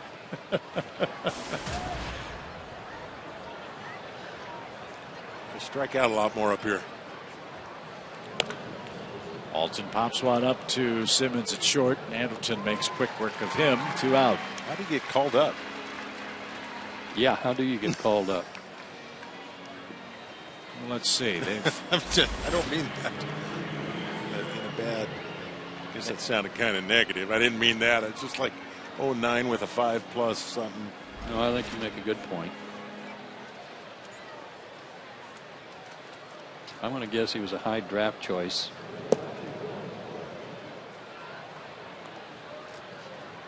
Third round of 2010. He's their second-rated prospect, according to Baseball America, out of Charleston Southern. Coming into this season, though, in the minor leagues, he was 21-10 with a 277. So he just had a little obviously got bad patch. Yeah, he just doesn't like country music. I think that might be maybe he's a polka guy.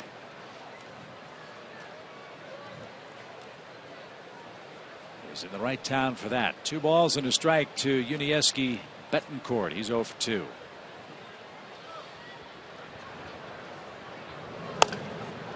Fly ball foul evens the count.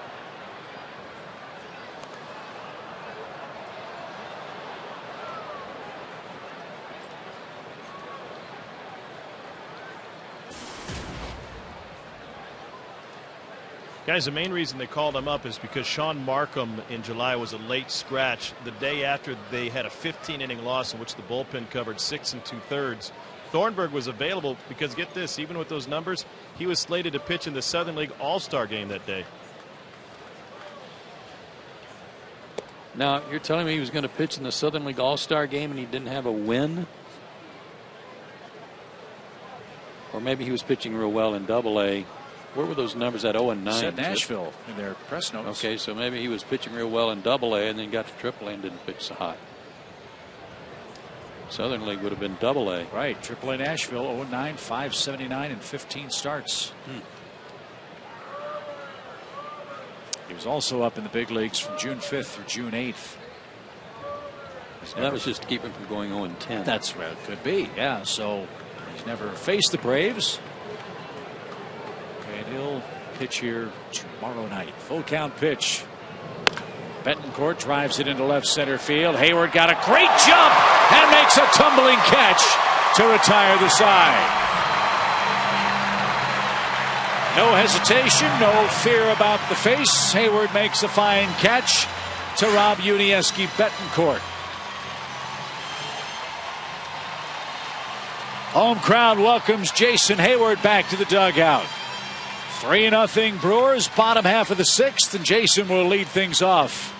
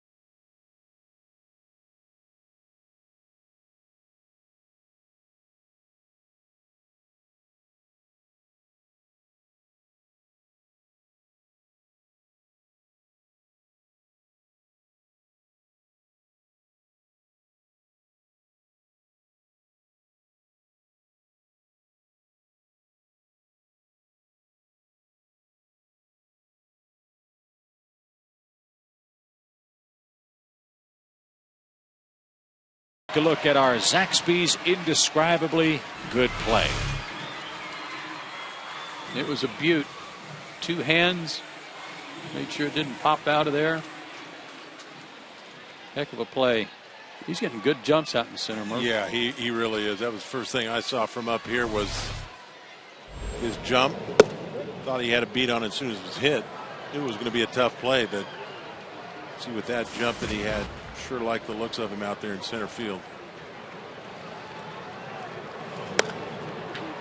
That pitch jammed him, and it's popped up toward Ramirez at third, and he'll make the play with Bianchi right by his back pocket.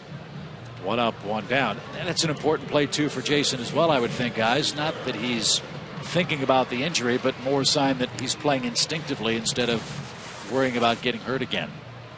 Yeah, I would agree, Chip. I think as much things as he can go through on the field here and playing defense and get as many at bats, I would imagine, Joe, that off-speed stuff is probably going to be one of the concerns, getting his timing back. He looks good up there. He looks confident. You don't see him stepping in the bucket, as they say, which would be the main thing you'd be concerned about. He's hanging in there. Yeah, he had an at bat yesterday, Dale, where bad shadows at Wrigley. The left-hander was kind of all over the place, and he did strike out, but he was not bailing. He was hanging in there. And if there was a time or a reason to be a little hesitant, it would have been that at bat.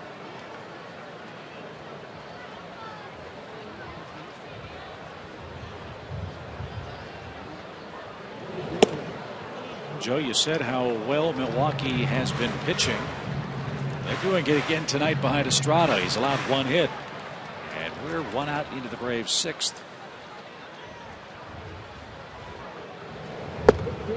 I may be a little off, but I think, well, we know that. But I think they're like 4th in the league since the All-Star break, overall pitching. Got big turnaround second halves from Giovanni Gallardo. And let's not forget Kyle Oesch. What a pickup that's proved to be for the Brewers. He didn't start all that great. He was a late signing for them. But he was pitching so well that it was rumored that he was available at the trading deadline or shortly thereafter, and the Braves were a team to put a claim in on Kyle Oesch. Right. Atlanta was looking for a top of the rotation starter after Tim Hudson got hurt.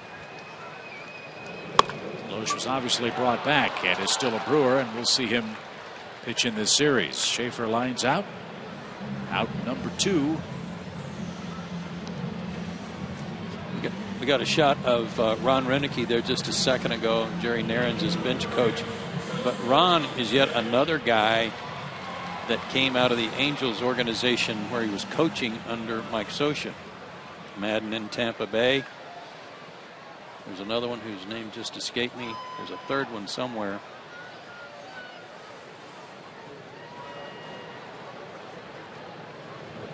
Swing and a miss by Upton.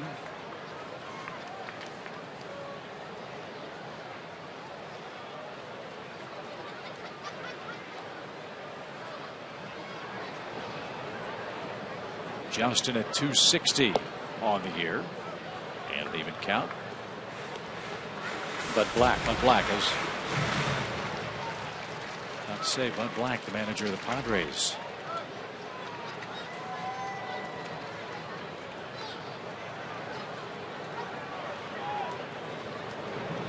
Way high to Upton. 2 balls and a strike. It's kind of like the way when Bobby Cox's staff started kind of going off to manage Ned Yost, Jimmy Williams, Freddie Gonzalez. In the air, shallow center, and that's going to drop. Upton has the second Braves hit. He's aboard in front of Chris Johnson with 2 outs.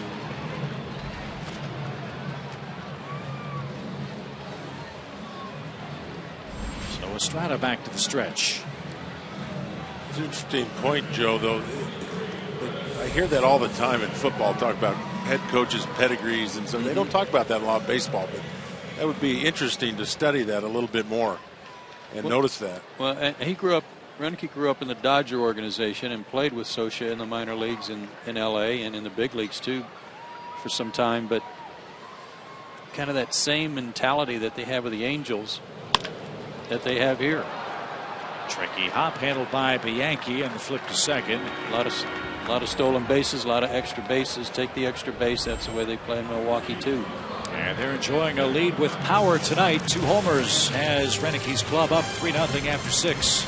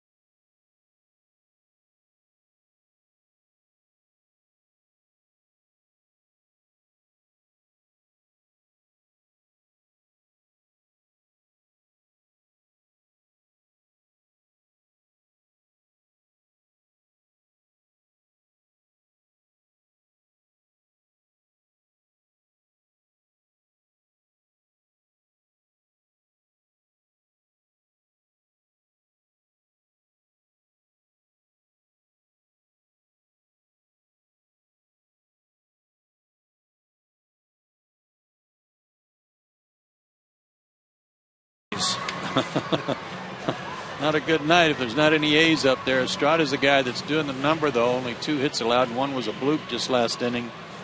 Gomez got him started with a solo shot. Here it is, first pitch he saw in the night. first homer allowed by Mike Minor, and then in the 5th inning, Lucroy went the other way. But a high fastball at the middle of the plate. With all due respect, I didn't think that ball was going out. I thought it was just a routine fly ball. But that broke the game open in the 5th inning, and that's where we stand. 3-0 Milwaukee, with the 8, 9, and 1 hitters up to face Mike Minor again.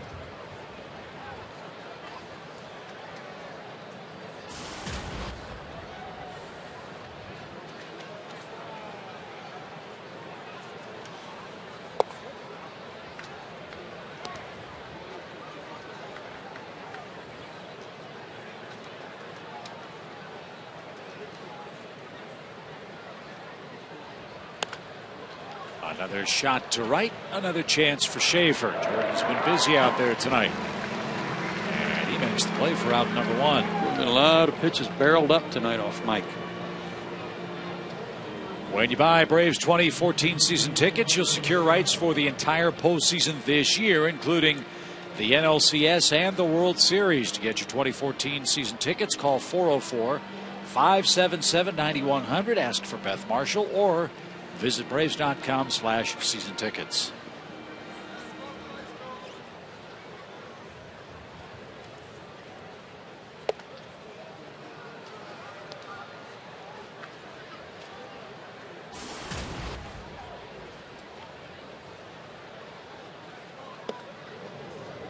Strike 1, then strike 2 for Marco Estrada. He's trying to win his 7th game this year, coming off a no decision last time against the Cubs.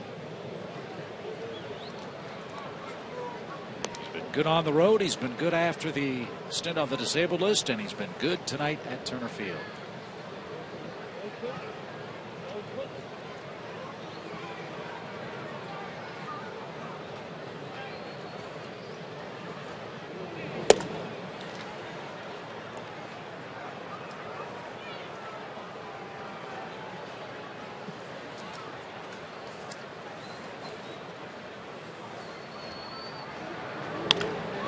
Line over second. Estrada has a second hit tonight.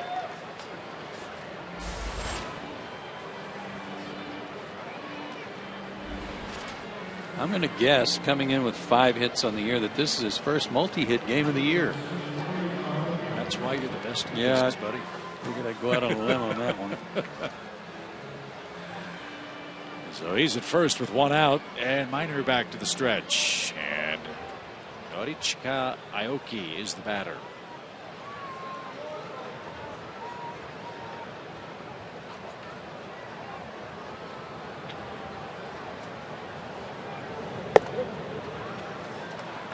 Based on what Aoki's done tonight, if I were Joey Trdoslavich and they're going to play behind the pitcher defensively at first base, I'd still be near the bag the way Aoki's pulled the ball. And he pulls it again. This one playable, though, for Schaefer. And Georgia's got it. 2 outs. Back to first is Estrada. Aoki was a star in Japan. He played with the Tokyo Yakult Swallows. He's 31 years old. Was a .329 lifetime hitter in the Japanese leagues with over 1,200 hits. Apparently he's not big on running back to the dugout after a fly out. It's been a long season, though. I understand now he's really tired. Strike 1 to Carlos Gomez.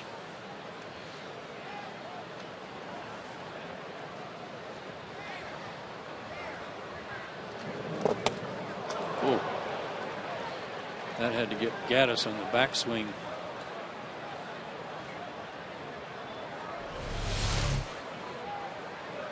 Follow through. Oh man, is that on the back of the helmet? I think he did. Right on the top. Mercy.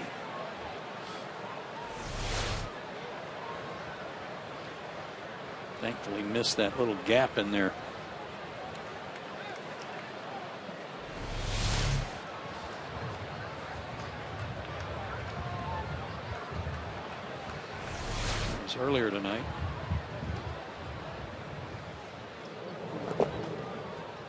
Stop by Evan. Even on the home run, he had that big follow through and his foot kind of slipped.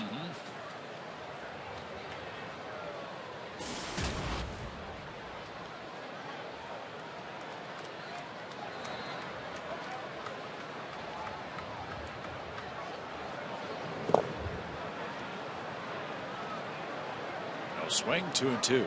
Some guys, Dale, with their grip on the bat, you know, they've got the bat really up in their out in their fingers, and some guys have it set deep in their right hand. Look how deep he sets the bat in his right hand and how strong the grip is with his hand almost turned around to the front. Unorthodox for sure.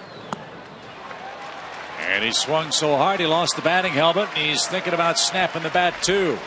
He's homered, but he struck out swinging in his other 3 at bats, and he kicks the helmet away in frustration. But Milwaukee leads 3-0 as we head to the 7th inning stretch.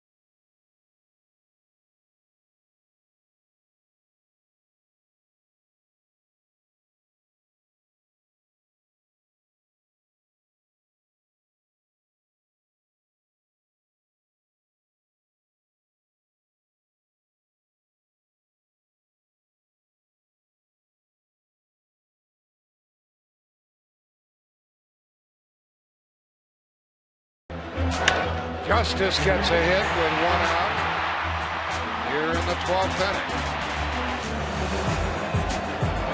Lemke hits it into left field. Here comes Justice. Save!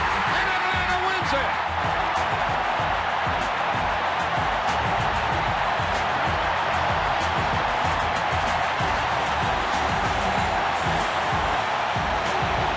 As we make our way toward postseason play here in 2013, we'll be showing you some of those great playoff moments for the Atlanta Braves. That was the great voice of the late, great Jack Buck. What an awesome slide by David Justice there to avoid the tag. And that was the capping play of the World Series. Game 3, won by the Braves 5-4 in 12 innings. Harper trying to get it over there and just late. Great slide. Mark Lemke in that World Series hit .417. Many reasons why as Gaddis drives one toward left. And Davis on the warning track will make the play for out number 1. Had great work in the '91 World Series, the worst to first season. One of the many reasons why Mark Lemke is one of the most beloved Braves in Atlanta franchise history. He was awesome. Didn't he have a game where he hit 2 triples? Game 5. Scored the game-winning run in Game 4, tripled twice in Game 5. And the Braves ran into a buzzsaw. Jack Morris and Kirby Puckett in Game 7. A decisive game of the World Series. World Series, guys, that some say was the best ever played. Minnesota won Game 7 at the Metrodome, 1-0. John Smoltz matched Jack Morris pitch for pitch. Go 10 innings? Did it go extras? Or was it I think it did What? go. I think it did Bottom go of the 10th. 10th. Yep. Sacrifice fly won it. Well, I'm not sure. No, it wasn't. I think the outfield was playing in, right? So popped up into the seats foul. It's 1 ball, 2 strikes. That year was so remarkable in so many ways. The emergence of Tom Glavine, all those young Braves, John Smoltz, quite obviously. I don't think anybody at the time could have ever imagined that the Braves would begin the kind of postseason run of success culminating in the World Championship in '95, because it was all so new to the Braves then. Remember, they had great success early in their Atlanta franchise history. In 1969, they made postseason. Or if you know about 82, came close in 83, 84, and the dry spell until 91. And that worst to first season was when this town really fell in love with the Atlanta Braves again after Joe Torre's success with your teams, Murph, in the early 80s. Well, and then it just became the culture of the organization, is that we're going to be in this every year. That's low. Simmons coaxes a 1-out walk. That's the 3rd walk by Estrada tonight. We talked about that earlier, you know, about the consistency of an organization in all the sports to be able to do what the Atlanta Braves have done. It is just a credit again, as we said, to everybody, front office to well, if you think about minor it, league depth and everything. In 1987, the Braves won 69 games. In 1988, they won 54. 1989, they won 63 games. 1990, they won 65 games. Starting in 91, 94, 98, 104. 94, the strike year. 90, 96, 101, 106, 100. Those are the win totals. So when it turned quickly, and it stayed turned for the Braves. and with the youth on this team, as Frank Wren was talking about earlier tonight with Tom Hart, and you're talking about that young team in '91, who's to say that this isn't the beginning this year of a good run? 0-2 the count to Turdoslavich. Did you mention to me, Chip, only 5 guys on the current team had? Yeah, was it something like that? It was real quick math. There weren't many. Weren't many guys on that the have been team on a division-winning team. It's hard to believe that Brian McCann, part of the Baby Braves of 2005, is the lone holdover. Yeah. I take that back with Tim Hudson, but was the only homegrown Brave on that 05 team who's still here for those bookend championship clubs. And hey, by the way, Brian not here tonight. He and Ashley, proud parents of a baby girl. Congratulations to both of them, born this afternoon. Yep, nice going, guys. No pacifier. She's already got a bat in her hands. So congratulations indeed to the McCanns. Can't wait to see the pictures. Can't wait to see Brian back here tomorrow night. 2 balls, 2 strikes. High hopper hit towards second. Betancourt will fire to Bianchi at the second base bag. That forces Simmons. And Turdoslavich reaches on a force play. And 2 are out for Paul Janisch in the 7th.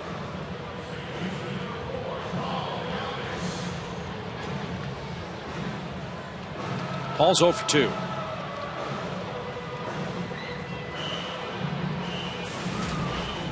Joe, I think your point about starting a good run is really a good one.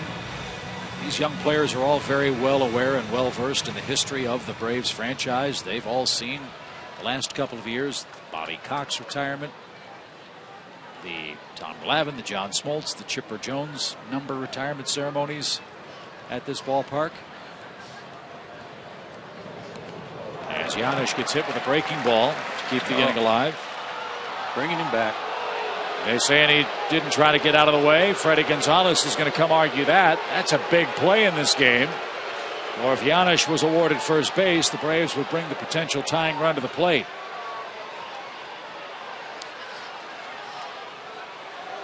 Angel Hernandez made the call.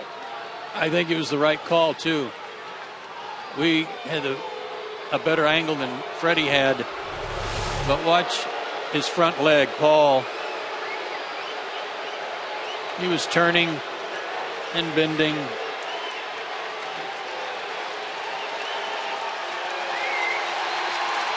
Yeah, but I don't know.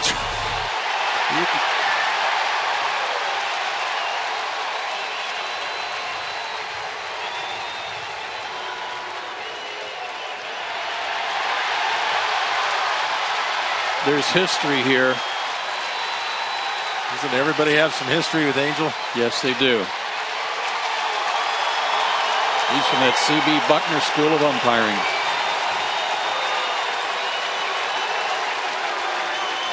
Well, we made it through 6.5 innings. Personal best for Freddie. Or you mean made it through without an incident? Without an incident. I agree that there was a little forward movement of his knee, but very little. I thought there certainly was enough just bending away from the ball where I think Angel stretched this one. That's kind of a reach to me, but he's waiting for Freddie to vacate the dugout. He hasn't done that yet. And now Braves manager will head upstairs. You know, it's one thing too, the ball being close to the strike zone. I mean, that ball's a good 6 inches inside. And then one that was up and in was called a strike.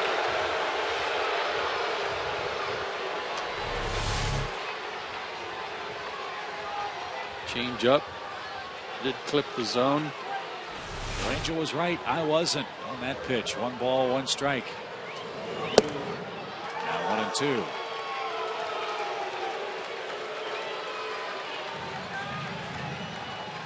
You do have to attempt to get out of the way. It's umpire's judgment.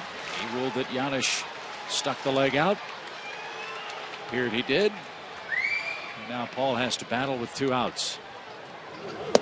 And takes high. 2-2. Obviously, if Giannis had been awarded first base, the Braves would have brought the potential tying run to the plate. That's still possible. With Elliott Johnson waiting on deck.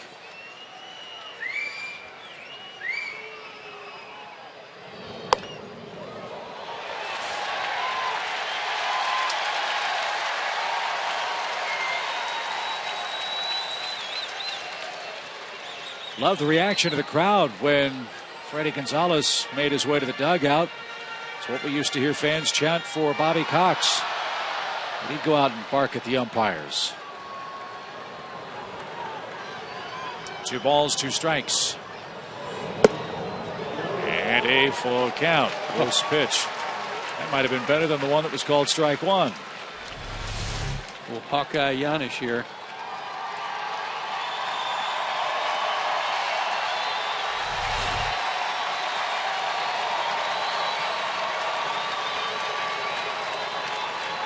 Runner goes, popped up.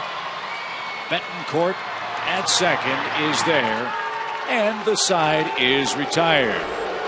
Paul Giannis was hit by a pitch,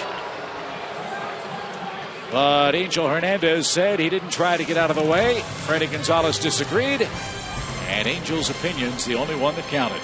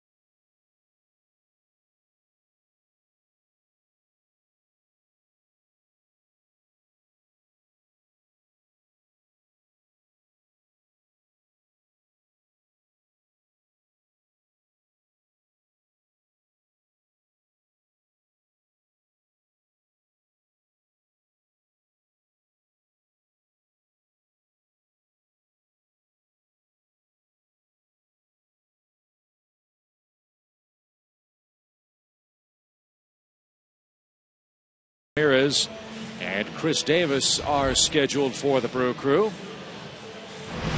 Mike Minor is out of the ball game after 7 innings. Here's a look at tonight's first AT call to the bullpen. That'll be the game 1 starter, according to Freddie Gonzalez tonight, tongue in cheek. Anthony Barbaro, though, has pitched really well lately. He's recorded 9 straight scoreless outings. That covers 12 1/3 innings. And he's had a few days rest, too. He last pitched in Washington, did not pitch in the Chicago series.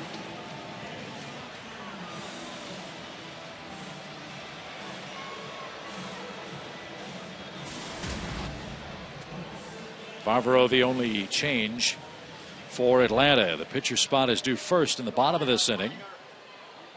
So let's hope Anthony has an easy time of it. Keeps them right where they are, and the Braves bats can get something going against Milwaukee. Lucroy, a 2-run homer back in the 5th inning. He's hit 18 of them. And it's a called strike.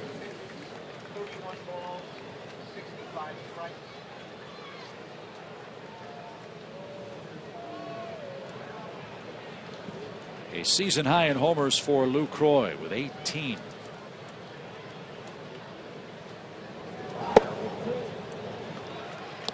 Told you about his good work as a run-producing catcher. Willen Rosario, the only catcher with more RBIs than this man.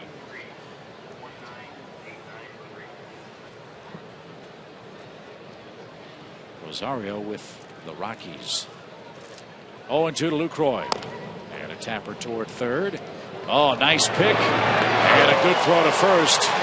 All or nothing play for Chris Johnson. The ball found the mitt, and Lucroy's retired for the first out. Some good hands here. Yeah, and you got to trust your first instinct to come get that ball.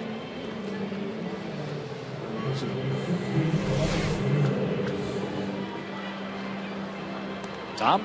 And you got to trust your first baseman. Joey Trdoslavich has been using Chris Johnson's first baseman's mitt. When I asked him why, he said, well, it's really important to Chris that I make plays when he throws it across the diamond. From one glove to another. Here's Aramis Ramirez. And he takes inside. Ramirez 2 for 3 tonight.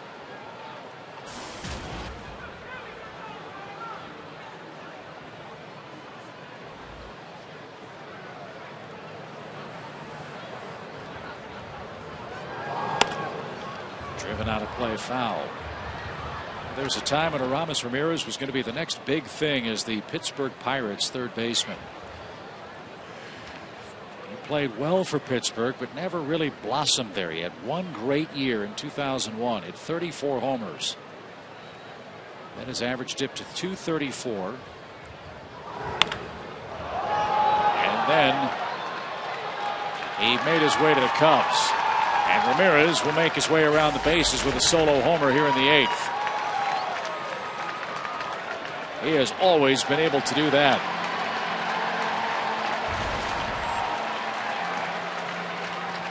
.354 home runs now for Aramis Ramirez in the big leagues, and another big offensive night against the Braves. He's 3 for 4.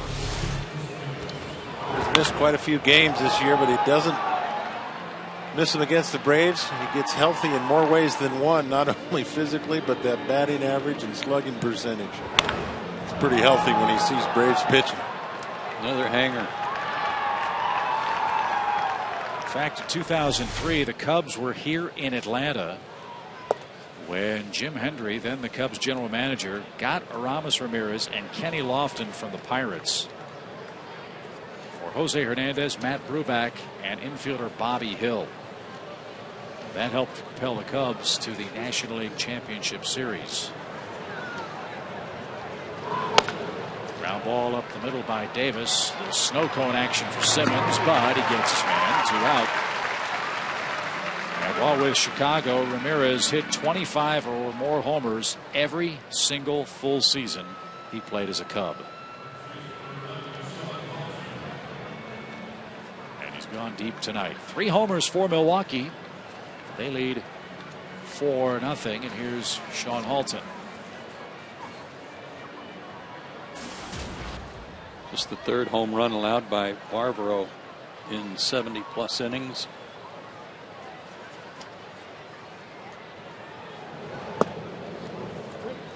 strike. It's 0-1. 19,893 the crowd tonight. Braves have drawn 2,350,000 fans so far. We've got 6 home games left in the regular season. And Holton with a 2-out hit. See if he thinks about a pair. He's going to try. The throw is off target and late. Holton with a hustle double.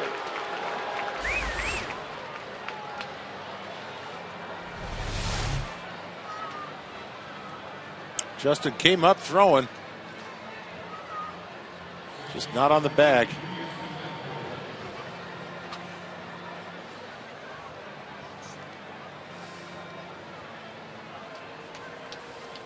A rough but effective slide there by Holton.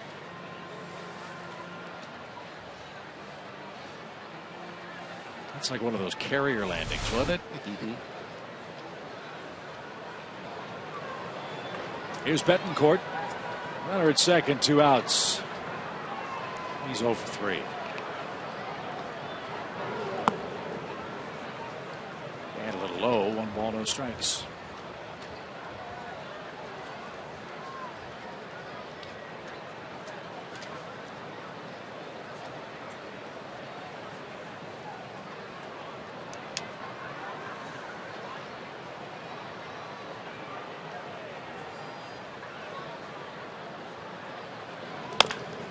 Up the middle, Simmons keeps it on the infield. Halton's going to try, and the throw hits the back of the mound and bounces over Gaddis's head. Throw to the plate, that gets away from Evan. It's 5-0. Great job by Simmons to keep it on the infield. He sprang to his feet, and in his haste, his throw hit the back of the mound and trampolined over everybody's head. That's just bad luck there. And it's another example, though, of how Andrelton Simmons does not give up on a ball. He went 3-4 steps out onto the grass, knowing that if he could get to the ball, knock it down, he might prevent that runner from scoring. And would have it if not for the hitting the back of the mound. Actually, I think if we could look at it again, I don't think Navarro was in position to, wasn't backing up Evan. So that's ruled an infield hit and a throwing error that allows Halton to score. I think he's even with Evan. He should be back. Well, he's halfway in between. Of course, the ball didn't go to the outfield, so got to give him a break. As soon as the pitchers are always taught it's the guy on second, ball to the outfield, you go back up. So that would have been a hard reaction, a tough reaction to get behind Evan on a ball that. But if Andrelton Simmons is your shortstop, yeah, good point. you better plan on him doing something special. That's a tough way to pick up an error. Yeah, is 14th. That's incredible hustle. 0-2 for Jeff Bianchi. And he swings and he misses, and that will retire the side. 2 runs on 3 hits, 1 error. And we head to the home 8th. Now Milwaukee 5, Atlanta 0.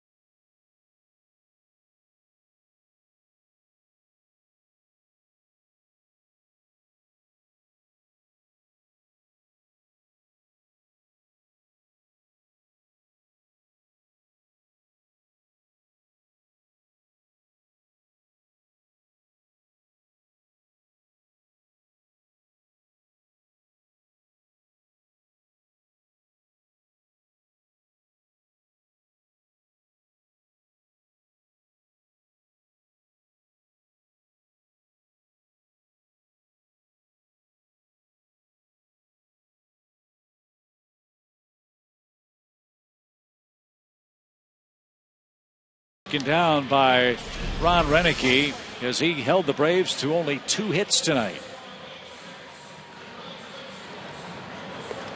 2-hit shutout through 7 innings. He did walk 3 guys, but nobody was able to come around and score. 6 strikeouts. Great clip of the game. It's Marco Estrada tonight, who has followed up some really good starts with maybe his best of the year right here tonight.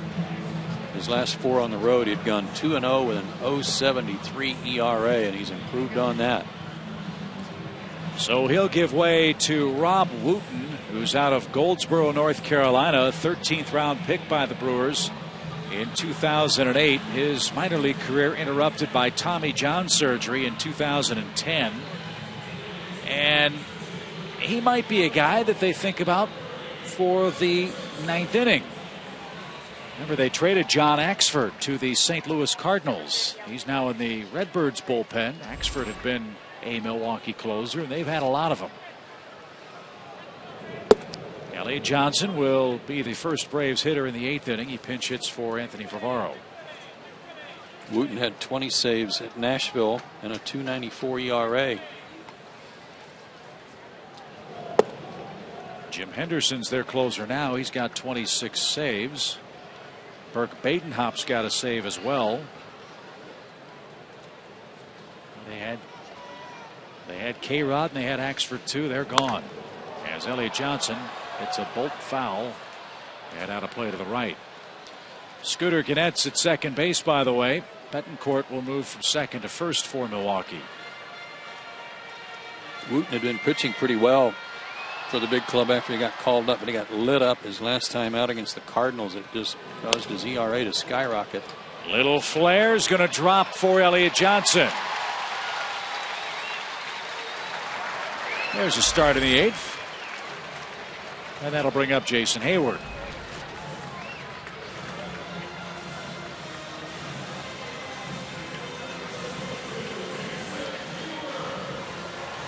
At the plate tonight, Jason's 0 for 3. He's made a terrific catch in center field. However, let's see if the Braves can get a big inning started. They're down 5-0. They've been out hit 11-3.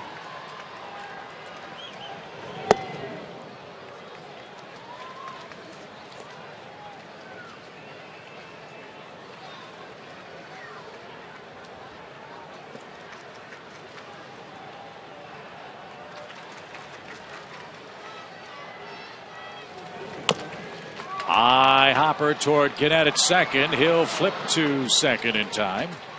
And that will force Elliott Johnson for the first out of the inning. And Jordan Schaefer will be the hitter. Fans who want to guarantee themselves the opportunity to get NLCS tickets must register at Braves.com/postseason.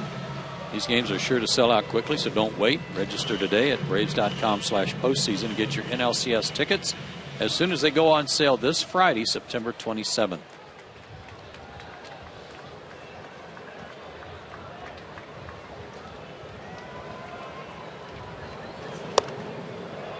Right off the knuckles of Jordan Schaefer. Foul. It's strike 1. Washington still leads the Cardinals. That's 2-1 now in the St. Louis half of the 4th inning. Pittsburgh's beating the Cubs 1-0 in the 5th. Mets and Reds tied 2-2 in the 7th. Had some great races in both leagues. That second wild card certainly making things very, very interesting. Washington has to win out. They need some help from somebody to knock off the Reds and Pirates. Ground ball to second. Gannett's going to have to hurry. There's one. And there is the double play. Schaefer rolls into the twin killing. And Rob Wooten gets out of 8th inning trouble. We go to the 9th. All Milwaukee.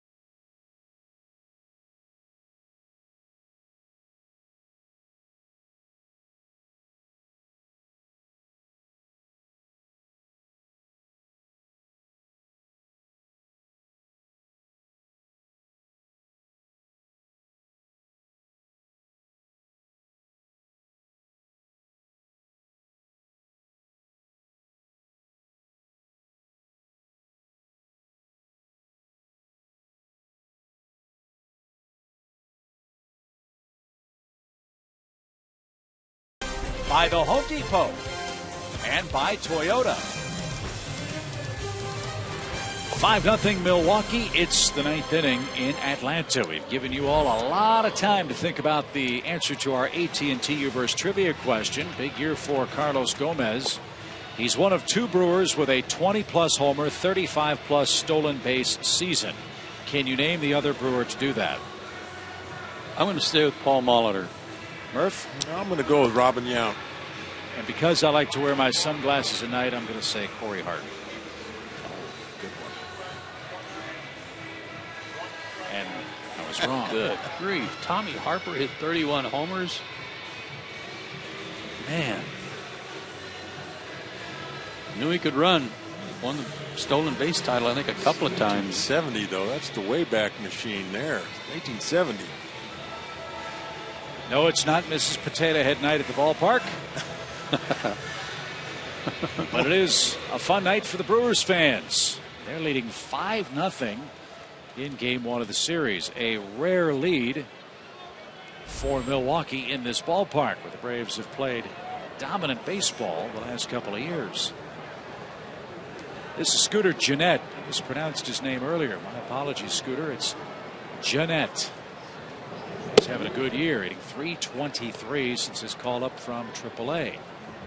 Funny story about him and their media guide about his nickname. He's been called Scooter most of his life, but it started. Fly ball to left.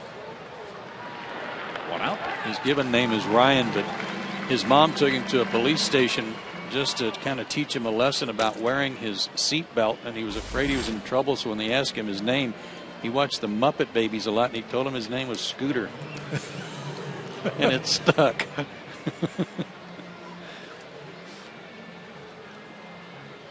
Well, he has the second best batting average in the National League since August 5th. We all know how good Matt Carpenter is with the St. Louis Cardinals. Carpenter's hit .370 since August 5th. Scooter's hitting .361 in that same time frame.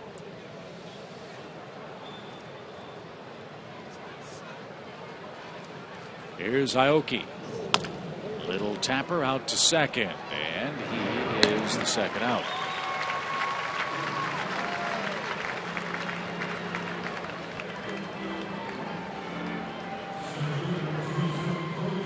Cameron Lowe's got him 2 up, 2 down, and here's Gomez. He'll try to avoid contact, and by that I mean he'll try not to hit Evan Gattis with the bat. He's already done that a time or 2 tonight. When he's hit the ball, it's gone a long way. He might need a tighter helmet. Well, I'm thinking if your helmet comes off when you swing and miss, you may be moving your head a little bit too much. That means your eyes are coming off. Just don't see that too often. He makes contact, his helmet stays on, so that means he's keeping his head still. He had no idea where that ball went. No. I mean, I like his swing. He's aggressive, but is a little wild. Gotta nail that head down. 3 pitches, and he's down on strikes for the 4th time.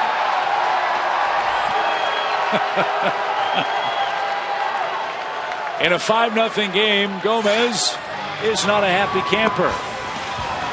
And the helmet won't stay on anyway. Touchdown, Milwaukee.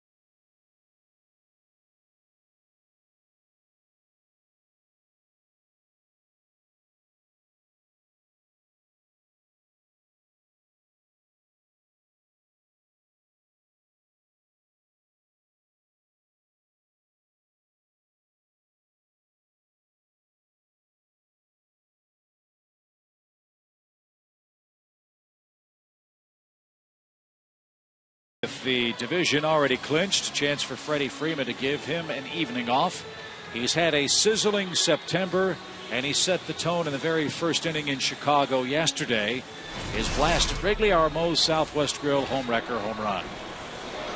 Murph, this was unbelievable. There was a 15-mile-an-hour wind blowing straight in from right field, and he hit it out onto Sheffield Street. Wow. I told Joe at the time, my 7 years with the Cubs, when the wind blew in, you almost never saw a ball go completely out of the ballpark in right field. And had the wind not been blowing in, it might have taken out a window in one of the condos across the street. Well, that's a bullet. People used to ask me how I liked hitting in Wrigley. I said I loved the wind blowing out, wind blowing in. It was impossible to get it out. And people wouldn't think it would be that dramatic, but it really is. Very dramatic. Never seen a ball hit that hard into a wind like that. So, night off for Freddie tonight. See if he gets a chance to hit in the bottom of the ninth inning. Braves need 5 to tie, 6 to win, and they'll have to do that against Michael Blazek, who's pitching in his 17th game this year at the big league level. He came over from the Cardinals for John Axford. He's got a good arm, but as you can see, also a lot of walks mixed in there.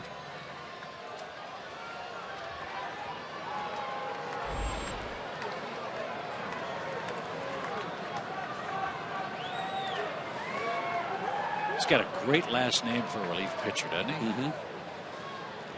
Blazek. He's got an arm to match the name. That was a 95-mile-an-hour sinker. Strike one.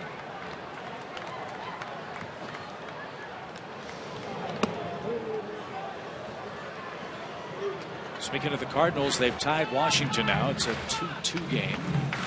Redbirds batting in the 4th inning.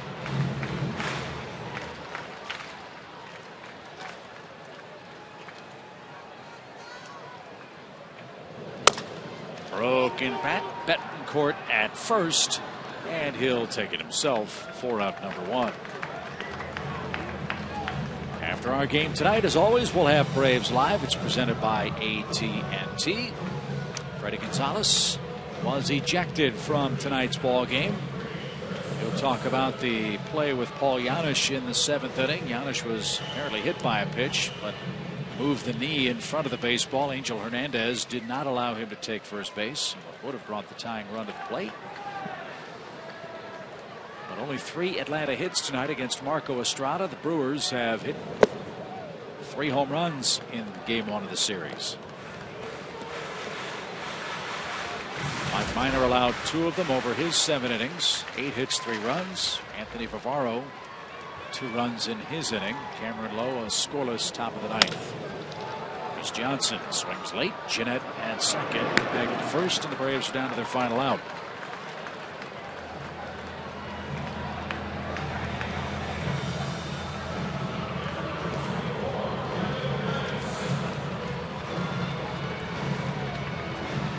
Let's see if Evan can help the Braves avoid a shutout. Something that's happened quite a bit to this team. Braves have been shut out 15 times this year. And Milwaukee will hand the Braves their 3rd shutout in 4 games played this season. Ground ball right side. Jeanette diving play. Scrambles, fires, close and in time. And the Milwaukee Brewers have beaten the Braves by a final score of 5-0 tonight. Marco Estrada is the winner. Mike Minor is the loser. And Gomez got it started with a first pitch, first inning home run. And that's all the offense Milwaukee needed tonight. The Braves start their final homestand of the season in the loss column. 5-0 your final. Back to talk about it after this.